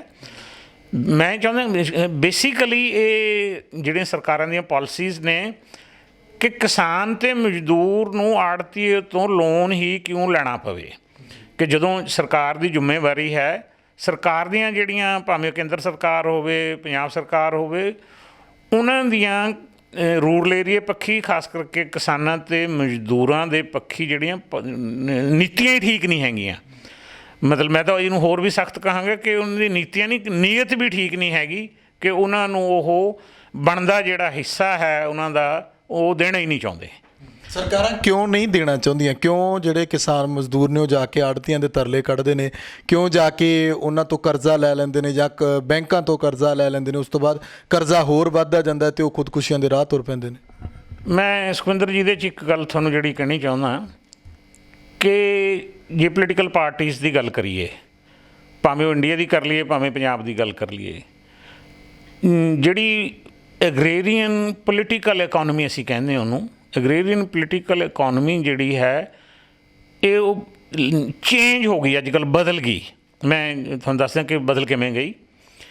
ਕਿ ਪਹਿਲਾਂ ਸਾਰੀਆਂ ਪੋਲੀਟੀਕਲ ਪਾਰਟੀਜ਼ ਦੇ ਜਿਹੜੇ ਲੀਡਰ ਸੀ, ਭਾਵੇਂ ਆਪਾਂ ਉਹਨਾਂ ਦੇ ਨਾਂ ਲੈ ਲਈਏ ਕਿ ਇੰਡੀਆ ਲੈਵਲ 'ਤੇ ਚੌਧਰੀ ਚਰਨ ਸਿੰਘ ਅਤੇ ਆਪਣੇ ਦੇਵੀ ਲਾਲ ਜੀ, ਜਾਂ ਆਪਣੇ ਪ੍ਰਤਾਪ ਸਿੰਘ ਕੈਰੋਂ, ਪੰਜਾਬ ਦੇ ਲੀਡਰ ਜਿਹੜੇ ਨੇ ਸਰਦਾਰ ਪ੍ਰਕਾਸ਼ ਸਿੰਘ ਬਾਦਲ, ਜਾਂ ਹੋਰ ਇਹ ਸਾਰੇ ਲੀਡਰ ਜਿਹੜੇ ਕਿਸਾਨੀ ਦੇ ਲੀਡਰ ਸੀ, ਉਹਨਾਂ ਦੀ ਪੋਲੀਟਿਕਸ ਕਿਸਾਨੀ ਦੇ ਆਲੇ ਦੁਆਲੇ ਘੁੰਮਦੀ ਸੀ। ਕਿਸਾਨੀ ਹੀ ਉਹਨਾਂ ਦਾ ਵੋਟ ਬੈਂਕ ਸੀ। ਅਤੇ ਜਦੋਂ ਉਹ ਚੁਣ ਕੇ ਭਾਵੇਂ ਵਿਧਾਨ ਸਭਾ 'ਚ ਜਾਣ ਭਾਵੇਂ ਲੋਕ ਸਭਾ 'ਚ ਜਾਣ, ਜਿਹੜੀਆਂ ਕੇਂਦਰ ਸਰਕਾਰ ਦੀਆਂ ਤੇ ਜਾਂ ਪੰਜਾਬ ਸਰਕਾਰ ਦੀਆਂ ਪਾਲਿਸੀਜ਼ ਨੂੰ ਉਹ ਪ੍ਰਭਾਵਿਤ ਕਰਦੇ ਸੀ, ਪਿੰਡਾਂ ਦੇ ਹੱਕ 'ਚ ਰੱਖਦੇ ਸੀ, ਕਿਸਾਨਾਂ ਤੇ ਖੇਤ ਮਜ਼ਦੂਰਾਂ ਦੇ ਹੱਕ 'ਚ ਉਹ ਪਾਲਿਸੀਜ਼ ਬਣਾਉਂਦੇ ਸੀ, ਕਿਉਂਕਿ ਉਹਨਾਂ ਨੇ ਉੱਥੋਂ ਵੋਟਾਂ ਲੈਣੀਆਂ ਸੀ। ਜਿਹੜੀ ਹੁਣ ਨਵੀਂ ਲੀਡਰਸ਼ਿਪ ਆ ਪੋਲੀਟੀਕਲ ਪਾਰਟੀਜ਼ ਦੀ, ਉਹ ਭਾਵੇਂ ਸੈਂਟਰ ਦੀਆਂ ਨੈਸ਼ਨਲ ਪਾਰਟੀਜ਼ ਹੋਣ, ਭਾਵੇਂ ਸਟੇਟ ਦੀਆਂ ਰੀਜਨਲ ਜਿਹੜੀਆਂ ਪਾਰਟੀਜ਼ ਹੋਣ, ਪੂਰੇ ਦੇਸ਼ ਦੇ ਵਿੱਚ ਉਹਨਾਂ ਦਾ ਮੈਂ ਇੱਥੇ ਗੱਲ ਹੋਰ ਐਡ ਕਰਨੀ ਚਾਹੁੰਦਾ ਕਿ ਪੁਰਾਣੇ ਲੀਡਰਾਂ ਦਾ ਜਿਹੜੇ ਕਿਸਾਨੀ ਨਾਲ ਸੰਬੰਧਿਤ ਸੀ, ਉਹਨਾਂ ਦੀ ਆਮਦਨ ਦਾ ਸੋਰਸ ਵੀ ਖੇਤੀ ਤੋਂ ਹੀ ਸੀ। ਉਹਨਾਂ ਦਾ ਕਿਸੇ ਵੀ ਕੋਈ ਬਿਜ਼ਨਸ ਨਹੀਂ ਸੀ, ਕੋਈ ਕੁਛ ਨਹੀਂ ਸੀ, ਉਹਨਾਂ ਨੂੰ ਖੇਤੀ ਤੋਂ ਹੀ ਆਮਦਨ ਹੁੰਦੀ ਸੀ। ਜਿਹੜੀ ਹੁਣ ਨਵੀਂ ਲੀਡਰਸ਼ਿਪ ਐਮਰਜ ਹੋਈ ਆ ਪੂਰੇ ਕੰਟਰੀ ਦੇ ਵਿੱਚ, ਭਾਵੇਂ ਉਹ ਨੈਸ਼ਨਲ ਪਾਰਟੀਜ਼ ਹੋਣ, ਭਾਵੇਂ ਜਿਹੜੀਆਂ ਰੀਜਨਲ ਪਾਰਟੀਜ਼ ਨੇ, ਉਹਨਾਂ ਦੀ ਸੋਰਸਿਸ ਜਿਹੜੇ ਇਨਕਮ ਦੇ ਖੇਤੀ ਤੋਂ ਬਦਲ ਕੇ ਕਿਤੇ ਹੋਰ ਚਲੇ ਗਏ। ਜਾਂ ਤਾਂ ਉਹਨਾਂ ਨੇ ਕੋਈ ਬਿਜ਼ਨਸ ਕਰ ਲਿਆ, ਜਾਂ ਉਹਨਾਂ ਨੇ ਕੋਈ ਹੋਟਲ ਖੋਲ੍ਹ ਲਿਆ, ਜਾਂ ਉਹਨਾਂ ਦੇ ਇਨਕਮ ਦੇ ਸੋਰਸਿਸ ਬਦਲ ਗਏ। ਪਰ ਹਾਲੇ ਵੀ ਉਹ ਕਹਿੰਦੇ ਇਹ ਨੇ ਵੋਟਾਂ ਵੇਲੇ ਵੀ, ਆਮ ਵੀ ਤੁਸੀਂ ਹੁਣ ਦੇਖਿਆ ਹੋਣਾ ਕਿ ਜਿਹੜੇ ਖੇਤੀ ਮੁੱਦਿਆਂ 'ਤੇ ਨੈਸ਼ਨਲ ਲੈਵਲ 'ਤੇ ਪੰਜਾਬ ਲੈਵਲ 'ਤੇ ਹਰ ਇੱਕ ਜਿਹੜੀ ਪੋਲੀਟੀਕਲ ਪਾਰਟੀ, ਹਰ ਇੱਕ ਪੋਲੀਟੀਕਲ ਲੀਡਰ ਚੀਚੀ ਨੂੰ ਖੂਨ ਲਾ ਕੇ ਸ਼ਹੀਦ ਕਹਾਉਣਾ ਚਾਹੁੰਦਾ ਕਿ ਮੈਂ ਕਿਸਾਨੀ ਦੇ ਮੁੱਦੇ 'ਤੇ ਸ਼ਹੀਦ ਹੋਣਾ ਹੈ, ਜਦੋਂ ਕਿ ਐਕਚੁਅਲੀ ਇਹ ਸਿਰਫ ਇੱਕ ਜਿਹਨੂੰ ਆਪਾਂ ਕਹਿੰਦੇ ਲਿਪ ਸਰਵਿਸ ਦਿੰਦੇ ਨੇ। ਉਹਨਾਂ ਦਾ ਕਿਸਾਨੀ 'ਚ ਕੋਈ ਇੰਟਰਸਟ ਨਹੀਂ ਹੈਗਾ, ਕਿਉਂਕਿ ਉਹਨਾਂ ਦੇ ਆਪਣੇ ਸੋਰਸਿਸ ਬਦਲ ਗਏ ਅਤੇ ਕਿਸਾਨੀ ਨੂੰ ਸਿਰਫ ਉਹ ਵੋਟ ਬੈਂਕ ਦੇ ਤੌਰ 'ਤੇ ਵਰਤਣਾ ਚਾਹੁੰਦੇ ਨੇ, ਕਿਉਂਕਿ ਪਾਲਿਸੀਜ਼ ਜਿਹੜੀਆਂ ਉਹਨਾਂ ਦੀਆਂ ਸਾਰੀਆਂ ਐਂਟੀ ਜਿਹੜੀਆਂ ਫਾਰਮਰਸ ਨੇ, ਐਂਟੀ ਰੂਰਲ ਏਰੀਆ ਨੇ, ਅਤੇ ਉਹਨਾਂ ਦੀਆਂ ਜਿਹੜੀਆਂ ਬਿਜ਼ਨਸ ਜਾਂ ਦੂਸਰੇ ਤੀਸਰੇ ਪੱਖੀ ਜਿਹੜੀਆਂ, ਜਿਨ੍ਹਾਂ ਨੂੰ ਇੰਟਰਨੈਸ਼ਨਲ ਜਿਹੜੀਆਂ ਜਿਹਨੂੰ ਅਸੀਂ ਮਲਟੀਨੈਸ਼ਨਲ ਕਾਰਪੋਰੇਸ਼ਨਸ ਕਹਿੰਦੇ ਹਾਂ, ਜਾਂ ਇੰਟਰਨੈਸ਼ਨਲ ਜਿਹੜੀਆਂ ਆਰਗੇਨਾਈਜੇਸ਼ਨਸ ਨੇ ਜਿਹਦੇ 'ਚ ਵਰਲਡ ਬੈਂਕ ਹੈ, ਇੰਟਰਨੈਸ਼ਨਲ ਮੋਨੀਟਰੀ ਫੰਡ ਹੈ, ਜਾਂ ਹੋਰ ਇਸ ਕਿਸਮ ਦੇ ਜਿਹੜੇ ਨੇ, ਉਹਨਾਂ ਦੁਆਰਾ ਜਿਹੜੀਆਂ ਸਿੱਧਤ ਜਿਹੜੀਆਂ ਨੀਤੀਆਂ ਨੇ ਉਹੀ ਇਹ ਲੀਡਰ ਲਾਗੂ ਕਰਦੇ ਨੇ। ਅਤੇ ਇਹਨਾਂ ਦਾ ਰੂਰਲ ਏਰੀਏ ਦੇ ਵਿੱਚ, ਕਿਸਾਨੀ ਦੇ ਵਿੱਚ ਸਿਰਫ ਜਿਹੜਾ ਵੋਟਾਂ ਵੇਲੇ ਇਹਨਾਂ ਨੂੰ ਆਉਂਦਾ ਯਾਦ ਕਿ ਅਸੀਂ ਕਿਸਾਨ ਦੇ ਨੇ ਤਾਂ ਸਾਡੀ ਕਿਸਾਨਾਂ ਦੀ ਪਾਰਟੀ ਆ। ਅੱਜ ਕੱਲ੍ਹ ਹਰ ਇੱਕ ਕਹਿ ਰਹੇ ਕਿ ਅਸੀਂ ਕਿਸਾਨ ਦੀ ਪਾਰਟੀ ਹਾਂ, ਜਦੋਂ ਕਿ ਕੋਈ ਐਕਚੁਅਲੀ ਕਿਸਾਨ ਦੀ ਕੋਈ ਪਾਰਟੀ ਨਹੀਂ ਹੈਗੀ। ਇਹ ਸਿਰਫ ਕਿਸਾਨਾਂ ਤੋਂ ਵੋਟਾਂ ਲੈਣ ਦੀ ਗੱਲ ਕਰਦੇ ਨੇ। ਪ੍ਰੋਫੈਸਰ ਸਾਹਿਬ, ਜੇ ਅਸੀਂ ਹੁਣ ਇੱਥੇ ਅੰਕੜਿਆਂ ਦੇ ਹਿਸਾਬ ਨਾਲ ਉਮਰ ਦਰ ਦੀ ਗੱਲ ਕਰੀਏ ਕਿ ਕਿਸਾਨ ਖੁਦਕੁਸ਼ੀਆਂ ਦੇ ਵਿੱਚ, ਕਿਸਾਨ ਮਜ਼ਦੂਰਾਂ ਦੇ ਵਿੱਚ ਕਿਸਾਨੀ ਖੁਦਕੁਸ਼ੀਆਂ ਕਿੰਨੀਆਂ ਪੰਜਾਬ ਦੇ ਵਿੱਚੋਂ, ਅਤੇ ਖੇਤ ਮਜ਼ਦੂਰਾਂ ਦੀਆਂ ਅਤੇ ਔਰਤਾਂ ਦੀਆਂ ਖੁਦਕੁਸ਼ੀਆਂ ਕਿੰਨੀਆਂ, ਅਤੇ ਉਮਰ ਦਰ ਕੀ ਹਿਸਾਬ ਨਾਲ ਰਹੀ ਹੈ ਕਿ ਨੌਜਵਾਨ ਜਿਹੜੇ ਨੇ ਉਹ ਖੁਦਕੁਸ਼ੀਆਂ ਕਿੰਨੇ ਕਰ ਗਏ ਇਸ ਦਹਾਕੇ ਦੇ ਦੌਰਾਨ? ਹਾਂ, ਜਦੋਂ ਤੁਸੀਂ ਏਜ ਵਾਈਜ਼ ਦੀ ਗੱਲ ਕਰਦੇ ਵੀ ਜਿਹੜੇ ਸੁਸਾਈਡ ਰੇਟ ਨੇ, ਬਹੁਤ ਹੀ ਦੁਖਦਾਈ ਜਿਹੜੀ ਗੱਲ ਹੈ ਕਿ ਜਿਹੜੇ ਯੰਗ ਫਾਰਮਰਸ ਨੇ, ਜਿਹਨੂੰ ਅਸੀਂ 35 ਸਾਲ ਤੋਂ ਹੇਠ ਵਾਲਿਆਂ ਨੂੰ ਆਪਾਂ ਯੰਗ ਫਾਰਮਰਸ ਕਹਿ ਸਕਦੇ, ਕਿ ਉਹਨਾਂ ਨੇ ਫਾਰਮਰਸ ਨੇ ਜਿਹੜੇ ਕੁੱਲ ਖੁਦਕੁਸ਼ੀਆਂ ਹੋਈਆਂ, ਉਹਨਾਂ 'ਚ 54% ਕਿਸਾਨ ਨੇ ਜਿਹੜੇ ਉਹ 35 ਸਾਲ ਤੋਂ ਘੱਟ ਸੀ। ਜਦੋਂ ਆਪਾਂ ਐਗਰੀਕਲਚਰ ਲੇਬਰ ਦੀ ਗੱਲ ਕਰਦੇ ਉਹਨਾਂ 'ਚ 55% ਜਿਹੜੇ 35 ਸਾਲ ਤੋਂ ਘੱਟ ਸੀ। ਅਤੇ ਜੇ ਟੋਟਲ ਆਪਾਂ 55 ਸਾਲ ਤੋਂ ਹੇਠ ਸਾਰੇ ਲਾ ਲਈਏ ਤਾਂ ਤਕਰੀਬਨ 90% ਦੇ ਨੇੜੇ ਤੇੜੇ ਦੋਨਾਂ ਕੈਟਾਗਰੀਜ਼ ਦੇ ਵਿੱਚ ਜਿਹੜੇ ਸੁਈਸਾਈਡ ਨੇ ਉਹ 55 ਸਾਲ ਤੋਂ ਹੇਠ 90% ਲੋਕਾਂ ਨੇ ਜਿਹੜੇ ਸੁਈਸਾਈਡ ਨੇ ਉਹ ਕੀਤੇ ਨੇ। ਕਹਿਣ ਤੋਂ ਭਾਵ ਕਿ ਜੇ ਸੰਕਟ ਇੰਨਾ ਗਹਿਰਾ ਹੈ ਕਿ 20, 22, 25 ਸਾਲ ਦੇ ਜਿਹੜੇ ਯੰਗ ਜਿਹਨਾਂ ਨੇ ਸਟਰਗਲ ਕਰਨੀ ਹੁੰਦੀ ਹੈ, ਕਿ ਜੇ ਉਹ ਸੁਈਸਾਈਡ ਕਰਦੇ ਨੇ ਤਾਂ ਇਹ ਬਹੁਤ ਵੱਡਾ ਚਿੰਤਾ ਦਾ ਵਿਸ਼ਾ ਹੈ ਕਿ ਤੁਹਾਡੇ ਯੰਗ ਫਾਰਮਰਸ ਜਿਹੜੇ ਨੇ ਉਹ ਸੁਈਸਾਈਡ ਕੀਤਾ ਹੈ। ਅਤੇ ਉਹ ਵੀ ਤਕਰੀਬਨ 55% ਦੇ ਨੇੜੇ ਦੋਨਾਂ ਜਿਹੜੇ ਕੇਸਿਸ ਦੇ ਵਿੱਚ। ਅਤੇ ਜਿੱਥੋਂ ਤੱਕ ਆਪਾਂ ਗੱਲ ਕਰਦੇ ਕਿ ਇਹ ਸਟਰੈਸ ਜਿਹੜਾ ਇੰਨਾ ਗਹਿਰਾ ਹੈ ਜਾਂ ਇੰਨਾ ਭਾਰਾ ਹੈ ਕਿ ਲੋਕਾਂ 'ਤੇ ਰੂਰਲ ਏਰੀਏ 'ਤੇ ਐਡਾ ਇਹਨੇ ਮਤਲਬ ਡੰਗਾਈ ਨਾਲ ਜਿਹੜੀ ਮਾਰ ਕੀਤੀ ਹੋਈ ਹੈ ਇਸਨੇ, ਕਿ ਪੰਜਾਬ ਦੇ ਵਿੱਚ ਕਿਸਾਨਾਂ ਦੇ ਵਿੱਚ ਜਿਹੜੀਆਂ ਕਿਸਾਨ ਔਰਤਾਂ ਨੇ ਫੈਮਿਲੀ ਦੀਆਂ 5% ਉਹ ਸੁਈਸਾਈਡ ਕਰ ਗਈਆਂ ਨੇ। ਅਤੇ ਜਦੋਂ ਐਗਰੀਕਲਚਰ ਲੇਬਰ 'ਤੇ ਜਾਂਦੇ ਆ ਉਹਦੇ 'ਚ ਤਾਂ ਹੋਰ ਵੀ ਜ਼ਿਆਦਾ, ਇਹ 9% ਦੇ ਨੇੜੇ ਔਰਤਾਂ ਨੇ ਕਿਸਾਨ ਜਿਹੜੀਆਂ ਸੌਰੀ ਖੇਤ ਮਜ਼ਦੂਰ ਔਰਤਾਂ ਨੇ ਉਹਨਾਂ ਨੇ 9% ਨੇ ਜਿਹੜਾ ਸੁਸਾਈਡ ਕੀਤਾ। ਕਿ ਇੰਨਾ ਸੰਕਟ ਗਹਿਰਾ ਕਿ ਉਹਨੇ ਔਰਤਾਂ ਨੂੰ ਵੀ ਨਹੀਂ ਬਖਸ਼ਿਆ, ਔਰਤਾਂ ਤੱਕ ਵੀ ਉਹਦੀ ਜਿਹੜੀ ਮਾਰ ਪਹੁੰਚ ਗਈ ਹੈ ਪੰਜਾਬ ਦੇ ਵਿੱਚ ਇਹ। ਅਤੇ ਜਦੋਂ ਇੱਕ ਆਪਾਂ ਇਹਨੂੰ ਹੋਰ ਅੱਗੇ ਵੰਡ ਲੈਂਦੇ ਹਾਂ ਜਿਹਦੇ 'ਚ ਆਪਾਂ ਕਹਿੰਦੇ ਹਾਂ ਵੀ ਕਾਸਟ ਦੇ ਆਧਾਰ 'ਤੇ, ਉਹਦੇ 'ਚ ਬੇਸਿਕਲੀ ਕਲੀਅਰ ਕੱਟ ਪਹਿਲਾਂ ਹੀ ਆਪਾਂ ਨੂੰ ਪਤਾ ਕਿ ਪੰਜਾਬ ਦੇ ਵਿੱਚ ਜਿਹੜੀ ਜੱਟ ਸਿੱਖ ਕਮਿਊਨਿਟੀ ਹੈ ਉਹ ਖੇਤੀ 'ਤੇ ਡੋਮੀਨੇਟ ਕਰਦੀ ਹੈ।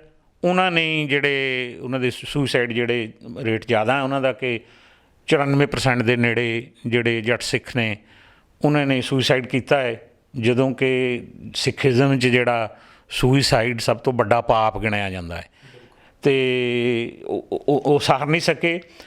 ਅਤੇ ਜਦੋਂ ਆਪਾਂ ਇਹ ਵੀ ਦੇਖਦੇ ਹਾਂ ਕਿ ਜਿਹੜੇ ਲੇਬਰਰਸ ਨੇ, ਐਗਰੀਕਲਚਰ ਲੇਬਰਰਸ ਨੇ, ਉਹ ਬਹੁਤੇ ਜਿਹੜੇ ਨੇ SC ਕੈਟਾਗਰੀਜ਼ ਨੂੰ ਬਿਲੋਂਗ ਕਰਦੇ ਨੇ ਪੰਜਾਬ 'ਚ। ਅਤੇ ਉਹਦੇ ਵਿੱਚ ਜਿਹੜੀ 80 ਤੋਂ 81, 82, 83% ਤੱਕ ਜਿਹੜੇ ਐਗਰੀਕਲਚਰ ਲੇਬਰਰਸ ਨੇ ਉਹ ਸੁਸਾਈਡ ਜਿਹੜੇ SC ਜਿਹੜੀਆਂ ਜਾਤਾਂ ਨੇ ਉਹਨਾਂ ਨਾਲ ਜਿਹੜੇ ਉਹ ਲੋਕ ਸੰਬੰਧ ਰੱਖਦੇ ਨੇ ਜਿਨ੍ਹਾਂ ਨੇ ਇਹ ਸੁਸਾਈਡਸ ਕੀਤੇ ਨੇ। ਕਰਜ਼ੇ ਦੀ ਦਰ ਆਪਣਾ ਉਹ ਲਗਾਤਾਰ ਪਰਿਵਾਰ ਦੇ ਵਿੱਚ ਵੀ ਸਾਹਮਣੇ ਆਈ। ਜਦੋਂ ਜੇ ਨੌਜਵਾਨ ਖੁਦਕੁਸ਼ੀ ਕਰਦਾ ਤਾਂ ਪਿਛਲਾ ਪਿਛੋਕੜ ਵੀ ਪ੍ਰੋਫੈਸਰ ਸਾਹਿਬ ਉਹ ਇਹਦਾ ਹੁੰਦਾ ਕਿ ਕਿਸੇ ਦੇ ਪਿਓ ਨੇ ਖੁਦਕੁਸ਼ੀ ਕੀਤੀ, ਚਾਚੇ ਨੇ ਖੁਦਕੁਸ਼ੀ ਕੀਤੀ ਜਾਂ ਮਾਮੇ ਨੇ ਖੁਦਕੁਸ਼ੀ ਕੀਤੀ। ਉਹ ਕਰਜ਼ਾ ਜਿਹੜਾ ਪਰਿਵਾਰ 'ਤੇ ਚੜ੍ਹਦਾ ਆਉਂਦਾ ਉਹ ਲਗਾਤਾਰ ਉਹ ਫਿਰ ਉਸ ਨੌਜਵਾਨ ਨੂੰ ਮਾਰਦਾ ਕਿ ਉਹ ਵੀ ਉਹ ਕਰਜ਼ਾ ਨਹੀਂ ਲਾ ਸਕਦਾ। ਇੱਕ ਹੋਰ ਇਹ ਗੱਲ ਧਾਰਨਾ ਜਿਹੜੀ ਪੰਜਾਬ ਜਾਂ ਪੰਜਾਬੀਆਂ ਨੂੰ ਲੈ ਕੇ ਬਣੀ ਹੋਈ ਆ ਕਿ ਇਹ ਵਿਆਹਾਂ 'ਤੇ ਬਹੁਤ ਖਰਚ ਕਰਦੇ ਜਿਹੜੇ ਪਿੰਡਾਂ ਦੇ ਪੇਂਡੂ ਤਬਕੇ ਦੇ ਲੋਕ ਨੇ, ਉਹ ਕਿਤੇ ਨਾ ਕਿਤੇ ਕਹਿੰਦੇ ਆੜ੍ਹਤੀਆਂ ਤੋਂ ਕਰਜ਼ਾ ਲੈ ਲੈਂਦੇ ਨੇ, ਬੈਂਕਾਂ ਤੋਂ ਕਰਜ਼ਾ ਲੈ ਕੇ ਵਿਆਹਾਂ ਦੇ ਵਿੱਚ ਚੰਗਾ ਹੱਲਾ ਗੁੱਲਾ ਕਰਦੇ ਨੇ, ਉਹਦੇ ਕਰਕੇ ਕਰਜ਼ਈ ਹੋ ਜਾਂਦੇ ਨੇ। ਉਹ ਵੀ ਕੋਈ ਕਾਰਨ ਹੈ ਜਾਂ ਜਾਣਬੁੱਝ ਕੇ ਉਹ ਥੋਪਿਆ ਜਾਂਦਾ? ਮੈਂ ਸੁਖਵਿੰਦਰ ਜੀ ਇਹਦੇ 'ਚ ਤੁਹਾਨੂੰ ਜਿਹੜੀ ਇੱਕ ਤੁਸੀਂ ਗੱਲ ਛੇੜੀ ਆ, ਮੈਂ ਇਹ ਕਹਿਣਾ ਚਾਹੁੰਦਾ ਕਿ ਜਦੋਂ ਆਪਾਂ ਪੰਜਾਬ ਦੇ ਕਿਸਾਨਾਂ ਦੀਆਂ ਸੁਸਾਈਡਸ ਦੀ ਗੱਲ ਕਰਦੇ ਹਾਂ, ਅਸੀਂ ਕਿਸਾਨੀ ਨੂੰ 5 ਹਿੱਸਿਆਂ 'ਚ ਵੰਡਦੇ ਹਾਂ। ਇੱਕ ਅਸੀਂ ਕਹਿੰਦੇ ਹਾਂ ਜਿਹੜੇ ਮਾਰਜਨਲ ਫਾਰਮਰਸ ਨੇ, ਫਿਰ ਸਮਾਲ ਫਾਰਮਰਸ ਨੇ, ਫਿਰ ਸੈਮੀ ਮੀਡੀਅਮ ਫਾਰਮਰਸ ਦੀ ਕੈਟਾਗਰੀ ਹੈ, ਫਿਰ ਮੀਡੀਅਮ ਅਤੇ ਫਿਰ ਲਾਰਜ। ਮੈਂ ਮੰਨਣ ਨੂੰ ਤਿਆਰ ਹਾਂ ਕਿ ਜਿਹੜੇ ਸੈਮੀ ਮੀਡੀਅਮ ਲਾਰਜ ਫਾਰਮਰਸ ਨੇ, ਜੇ ਉਹਨਾਂ ਨੇ ਫਜ਼ੂਲ ਖਰਚੀ ਕੀਤੀ ਹੈ, ਉਹ ਕਰਜ਼ੇ 'ਚ ਫਸ ਗਏ ਨੇ, ਉਹਨਾਂ ਨੇ ਸੁਸਾਈਡ ਕੀਤੇ ਹੋਣਗੇ, ਇਹਦੇ 'ਚ ਮੈਂ ਕੋਈ ਡਿਨਾਈ ਨਹੀਂ ਕਰਦਾ। ਪਰ ਜਿਸ ਕੈਟਾਗਰੀ ਦੀ 2 ਕੈਟਾਗਰੀਜ਼ ਦੀ ਮੈਂ ਗੱਲ ਕਰਨੀ ਚਾਹੁੰਦਾ, ਉਹ ਸਮਾਲ ਅਤੇ ਮਾਰਜਨਲ ਫਾਰਮਰਸ ਨੇ, ਜਿਨ੍ਹਾਂ ਕੋਲ ਜ਼ਮੀਨ ਹੀ ਬਹੁਤ ਥੋੜ੍ਹੀ ਆ। ਮਤਲਬ ਜਿਹੜਾ 1 ਹੈਕਟੇਅਰ 2.5 ਏਕੜ ਤੋਂ ਘੱਟ ਜਾਂ ਜਿਹੜਾ 5 ਏਕੜ ਤੋਂ ਘੱਟ ਵਾਲੇ ਜਿਹੜੇ ਇਹ ਕਿਸਾਨ ਨੇ, ਕਿ ਜਿਹੜਾ ਡਾਟਾ ਇਹ ਦੱਸਦਾ ਹੈ ਕਿ ਇਸ ਗਰੁੱਪ ਦੇ 81-82% ਟੋਟਲ ਸੁਸਾਈਡ ਜਿਹੜੇ ਨੇ ਕਿਸਾਨੀ 'ਚ, ਉਹ 82-83% ਇਹਨਾਂ 2 ਕੈਟਾਗਰੀਜ਼ ਨੇ ਕੀਤੇ ਨੇ। ਜਿਹੜੀਆਂ ਉੱਪਰਲੀਆਂ 3 ਕੈਟਾਗਰੀਜ਼ ਨੇ ਉਹਨਾਂ 'ਚ ਤਾਂ ਸਾਰੇ ਹੀ 15-16% ਨੇ। ਮੈਂ ਉਹ 15-16 'ਚ ਮੰਨਣ ਲਈ ਤਿਆਰ ਹਾਂ ਕਿ ਉਹਨਾਂ ਨੇ ਕਿਤੇ ਫਜ਼ੂਲ ਖਰਚੀ ਕੀਤੀ, ਕੁਛ ਕੀਤੀ। ਜਿਹੜੀ ਪਹਿਲੀਆਂ 2 ਕੈਟਾਗਰੀ ਨੇ ਉਹਨਾਂ ਦੇ ਤੁਸੀਂ ਘਰ ਵਿਜ਼ਿਟ ਕਰੋ, ਉਹਨਾਂ ਦੇ ਐਸੈਟਸ ਦੇਖੋ, ਉਹਨਾਂ ਦੇ ਘਰਾਂ ਦੀ ਹਾਲਤ ਦੇਖੋ, ਜ਼ਮੀਨ ਦੀ ਦੇਖੋ, ਇੰਫਰਾਸਟਰਕਚਰ ਜਿਹੜਾ ਦੇਖੋ, ਉਹਨਾਂ ਦੇ ਐਗਰੀਕਲਚਰਲ ਇੰਪਲੀਮੈਂਟਸ ਦੇਖੋ। ਉੱਥੋਂ ਤੁਸੀਂ ਕੋਈ ਵੀ ਅੰਦਾਜ਼ਾ ਕੋਈ ਕਹਿ ਹੀ ਨਹੀਂ ਸਕਦਾ ਕਿ ਇਹ ਫਜ਼ੂਲ ਖਰਚੀ ਕਰਨ, ਉਹਨਾਂ ਕੋਲ ਖਰਚ ਕਰਨ ਨੂੰ ਨਹੀਂ ਹੈਗਾ। ਉਹ ਬਹੁਤ ਹੀ ਕ੍ਰਾਈਸਿਸ ਜਿਹੜੇ ਸਮਾਲ ਅਤੇ ਮਾਰਜਨਲ ਫਾਰਮਰਸ ਨੇ, ਉਹ ਬਿਲਕੁਲ ਇਸ ਕਿਸਮ ਦੀ ਜਿਹੜੀ ਲੋਕ ਹੈ ਜਾਂ ਉਹ ਗੁੰਮਰਾਹ ਕਰ ਰਹੇ ਨੇ ਕਿ ਜਿਹੜੀ ਕਿਸਾਨੀ ਹੈ ਜਾਂ ਕਿਸਾਨ ਨੇ ਉਹ ਵੱਧ ਖਰਚ ਕਰਕੇ ਜਿਹੜਾ ਹੈ ਫਾਲਤੂ ਖਰਚ ਕਰਕੇ ਇਹਦੇ 'ਚ ਫਸੇ ਨੇ। ਇਹ ਬਿਲਕੁਲ ਨਹੀਂ, ਠੀਕ ਨਹੀਂ ਹੈਗਾ। ਇਹ ਸਿਰਫ ਜਿਹੜੀਆਂ ਸਰਕਾਰਾਂ ਦੀਆਂ ਨੀਤੀਆਂ ਨੇ, ਜਾਂ ਜੇ ਆਪਾਂ ਪਿਛਲੇ ਸਮੇਂ 'ਚ ਦੇਖ ਲਓ, ਜਦੋਂ ਤੋਂ 90 'ਤੇ ਦੇਖ ਲਓ ਕਿ ਪੰਜਾਬ ਦੇ ਸਕੂਲਾਂ ਦਾ ਕੀ ਹਾਲ ਹੋ ਗਿਆ। ਟੀਚਰ ਜੇ ਸਕੂਲ ਹੈ ਤਾਂ ਟੀਚਰ ਨਹੀਂ ਹੈਗੇ, ਬੱਚੇ ਨਹੀਂ ਸਕੂਲ ਮਤਲਬ ਪ੍ਰਾਈਵੇਟਾਂ 'ਚ ਪੜ੍ਹਦੇ ਨੇ ਕਿਉਂਕਿ ਸਰਕਾਰ ਦੇ ਸਕੂਲ 'ਤੇ ਕਿਸੇ ਨੂੰ ਵਿਸ਼ਵਾਸ ਨਹੀਂ ਹੈਗਾ। ਸਾਰੀਆਂ ਪੇਂਡੂ ਡਿਸਪੈਂਸਰੀਆਂ ਦਾ ਹਾਲ ਦੇਖ ਲਓ ਕਿ ਡਾਕਟਰ ਨਹੀਂ ਹੈ, ਦਵਾਈ ਨਹੀਂ ਹੈ, ਡਿਸਪੈਂਸਰੀ ਬੰਦ ਹੈ। ਕਿ 1990 ਤੋਂ ਬਾਅਦ ਨਵੀਆਂ ਪਾਲਿਸੀਜ਼ ਦੇ ਤਹਿਤ ਜਿਹੜੀ ਪ੍ਰਾਈਵੇਟਾਈਜੇਸ਼ਨ ਹੋਈ ਹੈ, ਉਹਦੇ 'ਚ ਪੰਜਾਬ ਦੀ ਸਕੂਲ ਸਪੈਸ਼ਲੀ ਰੂਰਲ ਏਰੀਏ ਦੀ ਅਤੇ ਰੂਰਲ ਏਰੀਏ ਦੇ ਹੈਲਥ ਸਰਵਿਸਿਜ਼ ਜਿਹੜੀਆਂ ਖਤਮ ਹੋ ਗਈਆਂ ਨੇ।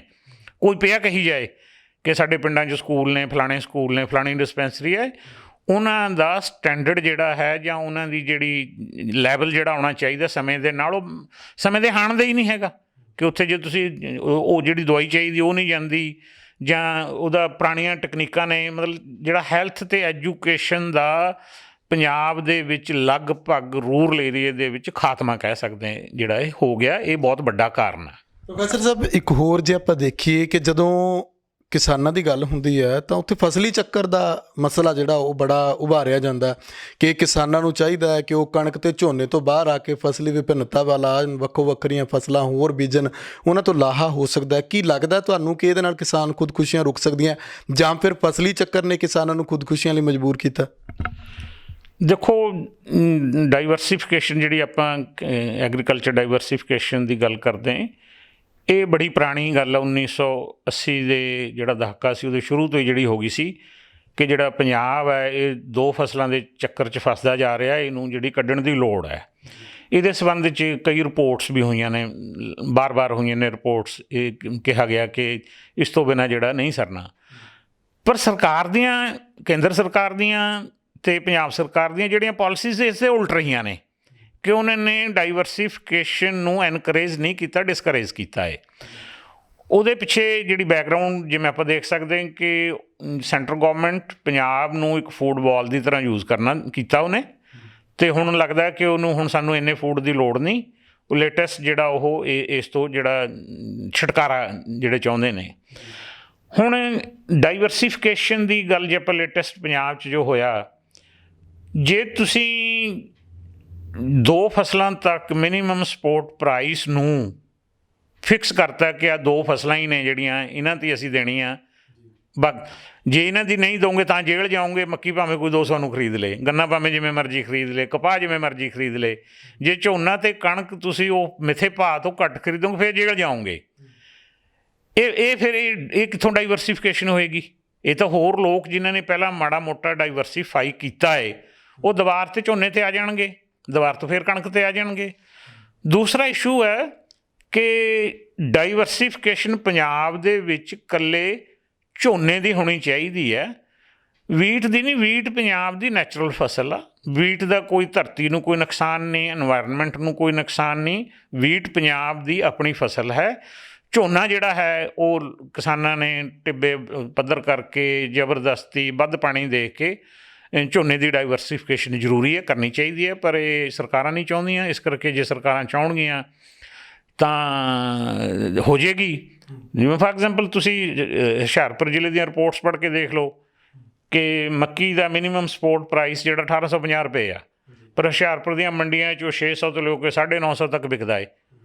ਉਹ ਵੀ ਜਦੋਂ ਉੱਥੇ ਰਿਪੋਰਟ ਹੋਊਗੀ, ਰਸੀਦ ਕੱਟ ਹੋਊਗੀ ਕਿ 950 ਨੂੰ ਵਿਕਿਆ, ਜਿਹਨੇ ਖਰੀਦੀ ਹੈ ਉਹਨੂੰ ਫੜ ਕੇ ਸਜ਼ਾ ਦੇ ਦਿਓ ਵੀ ਤੂੰ 1850 ਨੂੰ ਕਿਉਂ ਨਹੀਂ ਖਰੀਦੀ।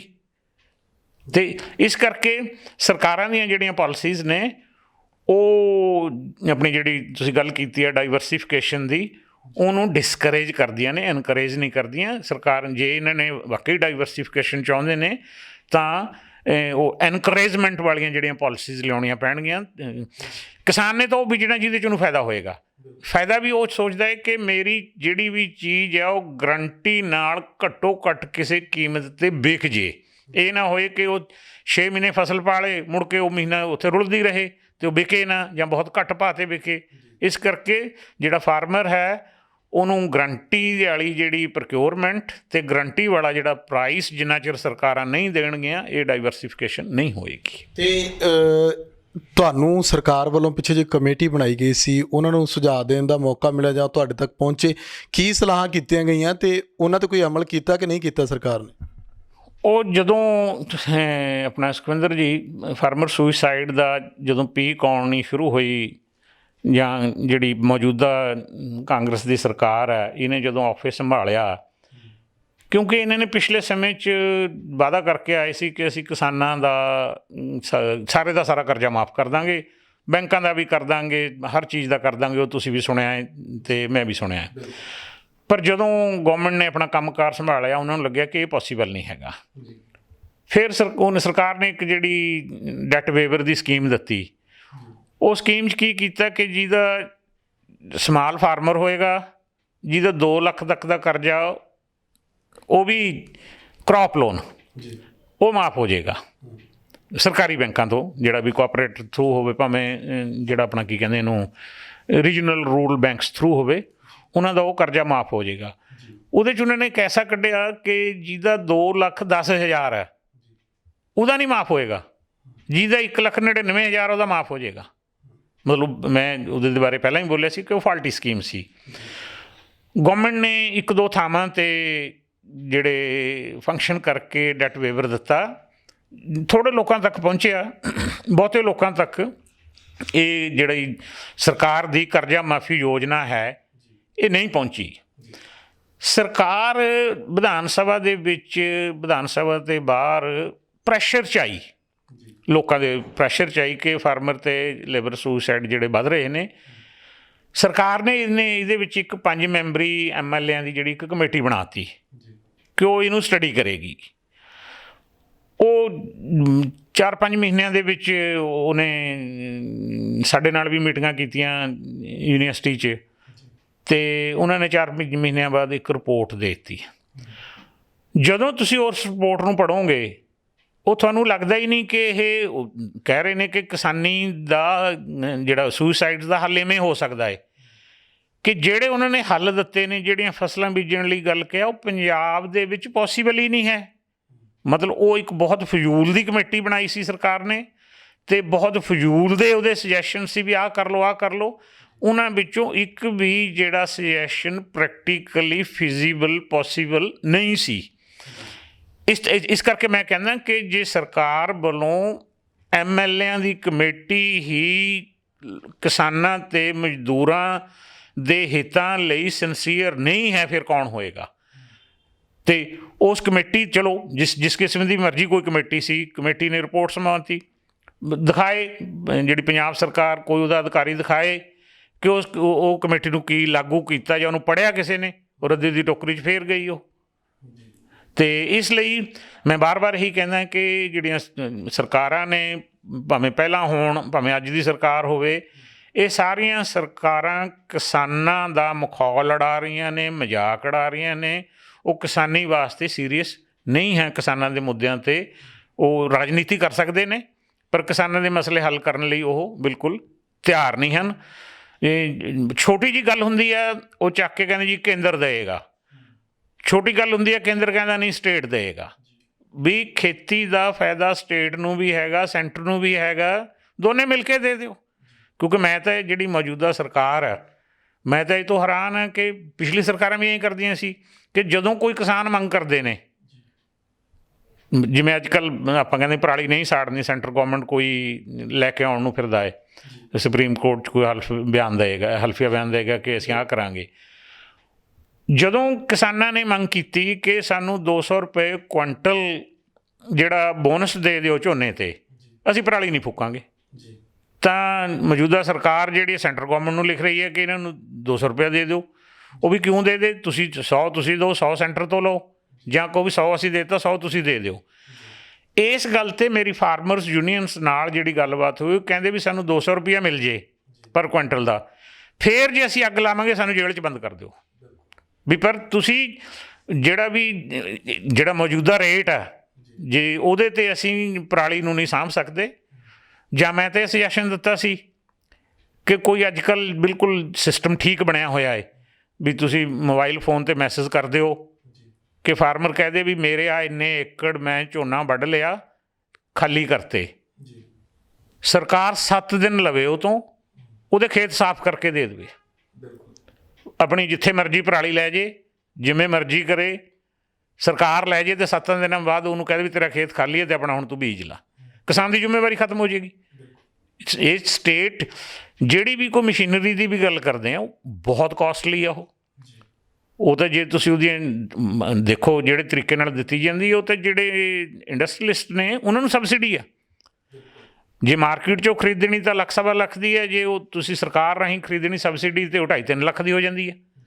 ਇਸ ਕਰਕੇ ਮੈਂ ਫਿਰ ਹੀ ਕਹਿ ਰਿਹਾ ਕਿ ਸਰਕਾਰਾਂ ਜਿਹੜੀਆਂ ਖੇਤੀ ਦੇ ਮਾਮਲਿਆਂ ਲਈ ਸਿੰਸੀਅਰ ਨਹੀਂ ਹਨ, ਅਤੇ ਇਹ ਜਿੰਨਾ ਚਿਰ ਪ੍ਰੈਸ਼ਰ ਨਹੀਂ ਬਣਦਾ ਲੋਕਾਂ ਦਾ, ਉਹਨਾਂ ਚਿਰ ਸਿੰਸੀਅਰ ਵੀ ਨਹੀਂ ਹੋਣਗੀਆਂ। ਪ੍ਰੋਫੈਸਰ ਸਾਹਿਬ, ਅਖੀਰ ਜਾਂਦੇ ਦੱਸੋ ਕਿ ਜਿਹੜਾ ਖੇਤੀ ਸੰਕਟ ਹੁਣ ਜਿਹੜਾ ਕਿਸਾਨਾਂ ਦੀ ਕੇਂਦਰ ਨਾਲ ਟੱਕਰ ਲੱਗੀ ਹੈ, ਪੰਜਾਬ ਸਰਕਾਰ ਵੀ ਜਿਹੜੀ ਲਗਾਤਾਰ ਉਹ ਕੇਂਦਰ ਦੇ ਉੱਤੇ ਦਬਾਅ ਬਣਾ ਰਹੀ ਹੈ ਇਸ ਗੱਲ ਦਾ ਕਿ ਤੁਸੀਂ ਇਹ ਬਿੱਲ ਵਾਪਸ ਲੈ ਲਓ, ਕਾਨੂੰਨ ਵਾਪਸ ਲੈ ਲਓ। ਕੀ ਹੱਲ ਲੱਗਦਾ ਤੁਹਾਨੂੰ ਕਿ ਇਹਦਾ ਹੱਲ ਕੀ ਹੋ ਸਕਦਾ ਹੈ? ਕਿਹੜੇ ਪਾਸੇ ਕਿਸ ਤਰੀਕੇ ਦੇ ਨਾਲ ਕਿਸਾਨ ਜਿਹੜਾ ਆਪਣਾ ਐਜੀਟੇਸ਼ਨ ਅੱਗੇ ਵਧਾਉਣ, ਕਿੱਦਾਂ ਖੇਤੀ ਕਾਨੂੰਨ ਜਿਹੜੇ ਨੂੰ ਵਾਪਸ ਲਏ ਜਾ ਸਕਦੇ ਨੇ ਜਾਂ ਨਹੀਂ ਲਏ ਜਾ ਸਕਦੇ? ਮੈਂ ਇਹਦੇ ਨਾਲ ਥੋੜ੍ਹੀ ਹੋਰ ਗੱਲ ਜੋੜਨੀ ਚਾਹੁੰਦਾ ਕਿ ਜਦੋਂ ਤੋਂ ਆਪਣੀ NDA ਗਵਰਨਮੈਂਟ ਦੀ, ਮੋਦੀ ਸਰਕਾਰ ਦੀ ਸੈਕੰਡ ਟਰਮ ਜਿਹੜੀ ਆ 19 ਤੋਂ ਸ਼ੁਰੂ ਹੋਈ ਆ, ਉਹ ਤੋਂ ਬਾਅਦ ਜਿਹੜੇ ਵੀ ਦੇਸ਼ ਦੇ ਵਿੱਚ ਕਾਨੂੰਨ ਬਣ ਰਹੇ ਨੇ, ਭਾਵੇਂ ਉਹ ਪੁਰਾਣਿਆਂ ਨੂੰ ਬਦਲ ਕੇ ਨਵੇਂ ਬਣਾ ਜਾ ਰਹੇ ਨੇ ਜਾਂ ਨਵੇਂ ਬਣਾ ਜਾ ਨੇ, ਉਹਨਾਂ ਸਾਰੇ ਕਾਨੂੰਨਾਂ ਨੂੰ ਤੁਸੀਂ ਗੌਰ ਨਾਲ ਪੜ੍ਹ ਕੇ ਦੇਖ ਲਓ। ਜਿਵੇਂ ਮੈਂ ਸੈਂਟਰ ਗੌਰਮੈਂਟ ਨੇ ਜਿਹੜੇ ਪਿਛਲੇ ਸਮੇਂ ਦੇ ਵਿੱਚ 4 ਲੇਬਰ ਕੋਡਸ ਜਿਹੜੇ ਨੇ ਉਹ ਜਾਰੀ ਕੀਤੇ, 3 ਆਰਡੀਨੈਂਸਸ ਐਕਟ ਜਿਹੜੇ ਬਣੇ ਨੇ, ਜਾਂ ਹੋਰ ਦੀ ਸਟੱਡੀ ਕਰ ਲਓ, ਉਹਨਾਂ 'ਚੋਂ 2 ਗੱਲਾਂ ਸਪਸ਼ਟ ਆ ਰਹੀਆਂ ਨੇ ਸਾਹਮਣੇ। ਪਹਿਲੀ ਕਿ ਸੈਂਟਰ ਗੌਰਮੈਂਟ ਜਿਹੜੀ ਆ ਸਟੇਟਸ ਨੂੰ ਨੀਵਾਂ ਦਿਖਾ ਰਹੀ ਹੈ, ਸਟੇਟਸ ਦਾ ਰੋਲ ਉਹਨਾਂ ਐਕਟਾਂ ਰਾਹੀਂ ਘਟਾ ਰਹੀ ਹੈ, ਕੇਂਦਰ ਦਾ ਵਧਾ ਰਹੀ ਹੈ, ਕਿ ਜਿਹੜਾ ਫੈਡਰਲ ਸਟਰਕਚਰ ਹੈ ਉਹਨੂੰ ਉਹ ਕਮਜ਼ੋਰ ਕਰ ਰਹੀ ਹੈ। ਇੱਕ ਤਾਂ ਸਾਰੇ ਕਾਨੂੰਨਾਂ ਦੇ ਵਿੱਚ ਹੈ ਕਿ ਇਹਦੇ 'ਚ ਸਟੇਟ ਦਾ ਨਹੀਂ, ਸੈਂਟਰ ਦਾ ਰੋਲ ਜਿਹੜਾ ਜ਼ਿਆਦਾ ਹੋਏਗਾ। ਦੂਸਰਾ ਜਿਹੜਾ ਬਹੁਤ ਇੰਪੋਰਟੈਂਟ ਪਹਿਲੂ ਹੈ ਉਹ ਹੈ ਕਿ ਸਾਰੇ ਕਾਨੂੰਨਾਂ ਦੇ ਵਿੱਚ ਸਰਕਾਰ ਦੀ ਕੋਸ਼ਿਸ਼ ਇਹ ਹੈ ਕਿ ਲੋਕਾਂ ਨੂੰ ਡੈਮੋਕ੍ਰੈਟਿਕ ਕੰਟਰੀ ਹੋਣ ਦੇ ਬਾਵਜੂਦ ਕੋਰਟਸ 'ਚ ਜਾਣ ਤੋਂ ਰੋਕਿਆ ਜਾਏ, ਕੋਈ ਹਾਈ ਕੋਰਟ 'ਚ ਜਾਂ ਸੁਪਰੀਮ ਕੋਰਟ ਜਾਣ ਤੋਂ ਰੋਕਿਆ ਜਾਏ, ਅਤੇ ਉਹ ਲੋਕਾਂ ਉਸ ਹੱਲ ਲਈ ਜਿਹੜੇ ਸਰਕਾਰ ਦੇ ਬਣਾਏ ਬਿਊਰੋਕਰੈਟ ਅਧਿਕਾਰੀਆਂ ਦੇ ਟ੍ਰਿਬਿਊਨਲ ਹੋਣਗੇ, ਉਹ ਉੱਥੇ ਉਹਨਾਂ ਦਾ ਹੱਲ ਕਰੋ, ਉੱਥੇ ਹੀ ਕਰੋ। ਜਿਵੇਂ ਤੁਸੀਂ ਖੇਤੀ ਦੇ ਕੰਮ ਕਰ ਲਓ, ਇੱਕ ਜਿਹੜਾ ਐਕਟ ਬਣਿਆ ਜਿਹਨੂੰ ਆਪਾਂ ਕੰਟਰੈਕਟ ਐਕਟ ਕਹਿੰਦੇ ਹਾਂ, ਉਹਦੇ 'ਚ ਤੁਸੀਂ ਡਿਪਟੀ ਕਮਿਸ਼ਨਰ ਤੋਂ ਬਾਅਦ ਉੱਤੇ ਕਿਤੇ ਜਾ ਹੀ ਨਹੀਂ ਸਕਦੇ। ਇੱਕ ਜਿਹੜਾ ਦੂਸਰਾ ਹੋਰ ਹੈ ਟ੍ਰੇਡ ਵਾਲਾ, ਉਹਦੇ 'ਚ ਵੱਡੀ ਤੋਂ ਵੱਡੀ ਅਥਾਰਟੀ ਸੈਂਟਰ ਗੌਰਮੈਂਟ ਦਾ ਜਿਹੜਾ ਜੁਆਇੰਟ ਸੈਕਟਰੀ ਐਗਰੀਕਲਚਰ ਦਾ, ਉੱਥੇ ਤੱਕ ਹੈ ਕਿ ਉੱਥੇ ਜਾ ਕੇ ਖਤਮ ਹੋ ਜਾਂਦੇ ਕਿ ਤੁਸੀਂ ਕੋਰਟ ਨਹੀਂ ਜਾ ਸਕਦੇ। ਮਤਲਬ ਇਹ ਡੈਮੋਕ੍ਰੇਸੀ ਲਈ ਚੰਗਾ ਨਹੀਂ ਹੈਗਾ। ਜਿੱਥੋਂ ਤੱਕ ਜਿਹੜਾ ਕਿਸਾਨੀ ਦਾ ਮੌਜੂਦਾ ਸੰਘਰਸ਼ ਹੈ, ਇਹਦੇ ਵਿੱਚ ਇਕੱਲੇ ਕਿਸਾਨ ਨਹੀਂ, ਇਹਦੇ 'ਚ ਪੂਰਾ ਪੰਜਾਬ ਜਾਂ ਪੂਰਾ ਜਿਹੜਾ ਰੂਰਲ ਏਰੀਆ ਉਹ ਕਿਸਾਨਾਂ ਦੇ ਨਾਲ ਆ, ਅਤੇ ਬਹੁਤ ਸਾਰੇ ਜਿਹੜੇ ਲੋਕ ਨੇ ਉਹਨਾਂ ਨੇ ਕਿਸਾਨਾਂ ਨੂੰ ਸਪੋਰਟ ਵੀ ਦਿੱਤੀ ਹੈ ਕਿ ਜੇ ਇਹ ਆਪਣਾ ਪ੍ਰੈਸ਼ਰ ਬਣਾ ਕੇ ਰੱਖਦੇ ਨੇ, ਕੋਈ ਬਹੁਤੀ ਵੱਡੀ ਗੱਲ ਨਹੀਂ ਹੈਗੀ। ਕੇਂਦਰ ਸਰਕਾਰ ਨੂੰ ਇਹ ਵਾਪਸ ਵੀ ਲੈਣੇ ਪੈ ਜਾਣਗੇ, ਜਾਂ ਉਹਨਾਂ ਨੂੰ ਜਿਹੜੀਆਂ ਕੋਈ ਧਾਰਾਵਾਂ ਫਾਰਮਰਸ ਦੇ ਹੱਕ 'ਚ ਨਹੀਂ ਹਨ ਉਹਨਾਂ ਨੂੰ ਅਮੈਂਡ ਵੀ ਕਰਨਾ ਪੈ ਸਕਦਾ। ਜੇ ਖੇਤੀ ਕਾਨੂੰਨ ਵਾਪਸ ਕੀ ਕਿਸਾਨ ਖੁਦਕੁਸ਼ੀਆਂ ਜਾਂ ਕਰਜ਼ਾ ਮੁਕਤੀ ਵਗੈਰਾ ਉਹ ਖਤਮ ਹੋ ਜਾਏਗਾ ਸਾਰਾ ਕੁਝ? ਨਹੀਂ, ਉਹ ਤਾਂ ਨਹੀਂ ਹੈਗਾ। ਉਹਦੇ ਲਈ ਤਾਂ ਕੋਈ ਜਿਹੜਾ ਪਹਿਲਾਂ ਜਿਹੜੀ ਐਜੂਕੇਸ਼ਨ ਦੇਣੀ ਪਏਗੀ ਰੂਰਲ ਏਰੀਆ ਦੇ ਵਿੱਚੋਂ, ਕਿਉਂਕਿ ਮੈਂ ਸੁਖਵਿੰਦਰ ਇੱਥੇ ਇੱਕ ਗੱਲ ਹੋਰ ਕਰਨੀ ਚਾਹੁੰਦਾ, ਜੇ ਤੁਸੀਂ ਐਗਰੀਰੀਅਨ ਡਿਸਟਰੈਸ, ਜਿਹੜਾ ਮੈਂ ਰੂਰਲ ਡਿਸਟਰੈਸ ਦਾ ਨਾਂ ਦਿੰਦਾ ਉਹਨੂੰ, ਜੇ ਉਹਨੂੰ ਖਤਮ ਕਰਨਾ ਹੈ ਤਾਂ ਤੁਹਾਨੂੰ ਤੁਸੀਂ ਲੋਕਾਂ ਨੂੰ ਪੜ੍ਹਾਉਣਾ ਪਏਗਾ, ਲੋਕਾਂ ਨੂੰ ਚੰਗੀ ਸੇਧ ਦੇਣੀ ਪਏਗੀ ਪੇਂਡੂ ਏਰੀਆ ਦੇ ਵਿੱਚ, ਕਿਉਂਕਿ ਆਪਣਾ ਜਿਹੜਾ ਐਗਰੀਕਲਚਰ ਲੈਂਡ 'ਤੇ ਪ੍ਰੈਸ਼ਰ ਹੈ। ਜੇ ਆਪਾਂ ਐਡਵਾਂਸਡ ਮੁਲਕਾਂ ਦੀ ਗੱਲ ਕਰਦੇ ਹਾਂ, ਉਹਨਾਂ ਦਾ 2% GDP ਖੇਤੀ ਤੋਂ ਆਉਂਦਾ ਹੈ, ਅਤੇ 2% ਹੀ ਜਿਹੜੇ ਲੋਕ ਉਹਨਾਂ ਦੇ ਖੇਤੀ 'ਚ ਲੱਗੇ ਹੋਏ ਨੇ। ਆਪਣੇ ਇੱਥੇ ਉਲਟਾ ਹੈ ਕਿ ਜੇ 14 ਤੋਂ 17% ਆਪਣੇ ਖੇਤੀ ਤੋਂ GDP ਆਉਂਦੀ ਹੈ, ਤਾਂ ਆਪਣੇ ਜਿਹੜੇ 43 ਤੋਂ ਲੈ ਕੇ 48-50% ਤੱਕ ਲੋਕ ਖੇਤੀ 'ਤੇ ਡਿਪੈਂਡੈਂਟ ਨੇ, ਕਿਉਂਕਿ ਉਹ ਬਹੁਤ ਸਾਰਾ ਖੇਤੀ 'ਤੇ ਪ੍ਰੈਸ਼ਰ ਹੈ। ਜਿੰਨਾ ਚਿਰ ਇਹ ਪ੍ਰੈਸ਼ਰ ਉਹਨਾਂ ਨੂੰ ਅਲਟਰਨੇਟਿਵ ਦੇ ਕੇ ਉਹ ਖੇਤੀ ਦੇ ਉੱਤੇ ਲੋਕਾਂ ਦਾ ਜਿਹੜਾ ਭਾਰ ਨਹੀਂ ਘਟਾਇਆ ਜਾਂਦਾ, ਉਦੋਂ ਤੱਕ ਇਹ ਜਿਹੜਾ ਕ੍ਰਾਈਸਿਸ ਹੱਲ ਹੋਣਾ ਮੁਸ਼ਕਲ ਆ, ਜਿਹੜਾ ਜਲਦੀ ਹੱਲ ਨਹੀਂ ਹੋਏਗਾ। ਪ੍ਰੋਫੈਸਰ ਸਾਹਿਬ ਬਹੁਤ ਬਹੁਤ ਸ਼ੁਕਰੀਆ ਸਾਨੂੰ ਸਮਾਂ ਦੇਣ ਦੇ ਲਈ। ਸੋ ਸਾਡੇ ਨਾਲ ਮੌਜੂਦ ਸਨ ਉੱਘੇ ਅਰਥ ਵਿਗਿਆਨੀ ਪੰਜਾਬੀ ਯੂਨੀਵਰਸਿਟੀ ਪਟਿਆਲਾ ਤੋਂ ਪ੍ਰੋਫੈਸਰ ਸਾਹਿਬ, ਜਿਨ੍ਹਾਂ ਨੇ ਦੱਸਿਆ ਕਿ ਕਿਸ ਤਰੀਕੇ ਦੇ ਨਾਲ ਕਿਸਾਨੀ ਸੰਕਟ ਦਾ, ਕਿਸਾਨ ਖੁਦਕੁਸ਼ੀਆਂ ਦਾ ਹੱਲ ਹੋ ਸਕਦਾ ਹੈ। ਪ੍ਰੋਫੈਸਰ ਕੇਸਰ ਸਿੰਘ ਭੰਗੂ ਹੋਣਾ ਨੇ, ਜਿਵੇਂ ਕਿ ਮੈਂ ਸ਼ੁਰੂ ਦੇ ਵਿੱਚ ਦੱਸਿਆ ਸੀ ਕਿ ਕਿਸਾਨ ਖੁਦਕੁਸ਼ੀਆਂ ਨੂੰ, ਖੇਤ ਮਜ਼ਦੂਰਾਂ ਦੀਆਂ ਖੁਦਕੁਸ਼ੀਆਂ ਨੂੰ ਲੈ ਕੇ ਬੜੀ ਲੰਮੀ ਰਿਸਰਚ ਕੀਤੀ, ਇਹਨਾਂ ਦੇ ਕਿਤਾਬਾਂ ਵੀ ਛਪੀਆਂ ਨੇ। ਉਹਨਾਂ ਦੇ ਵਿੱਚ ਇਹਨਾਂ ਨੇ ਸਰਕਾਰਾਂ ਨੂੰ ਜਿਹੜਾ ਉਹ ਸਿੱਧੇ ਤੌਰ 'ਤੇ ਸਰਕਾਰ ਦੀ ਨੀਤੀ ਅਤੇ ਨੀਅਤ 'ਤੇ ਵੀ ਸਵਾਲ ਚੁੱਕੇ ਨੇ। ਤੁਸੀਂ ਇਸ ਬਾਰੇ ਕੀ ਸੋਚਦੇ ਹੋ? ਆਪਣੇ ਵਿਚਾਰ ਕਮੈਂਟ ਕਰਕੇ ਜ਼ਰੂਰ ਦੱਸਿਓ। ਲੋਕਰੰਜ ਚੈਨਲ ਪੰਜਾਬੀ ਨੂੰ ਸਬਸਕ੍ਰਾਈਬ ਕਰੋ। ਧੰਨਵਾਦ।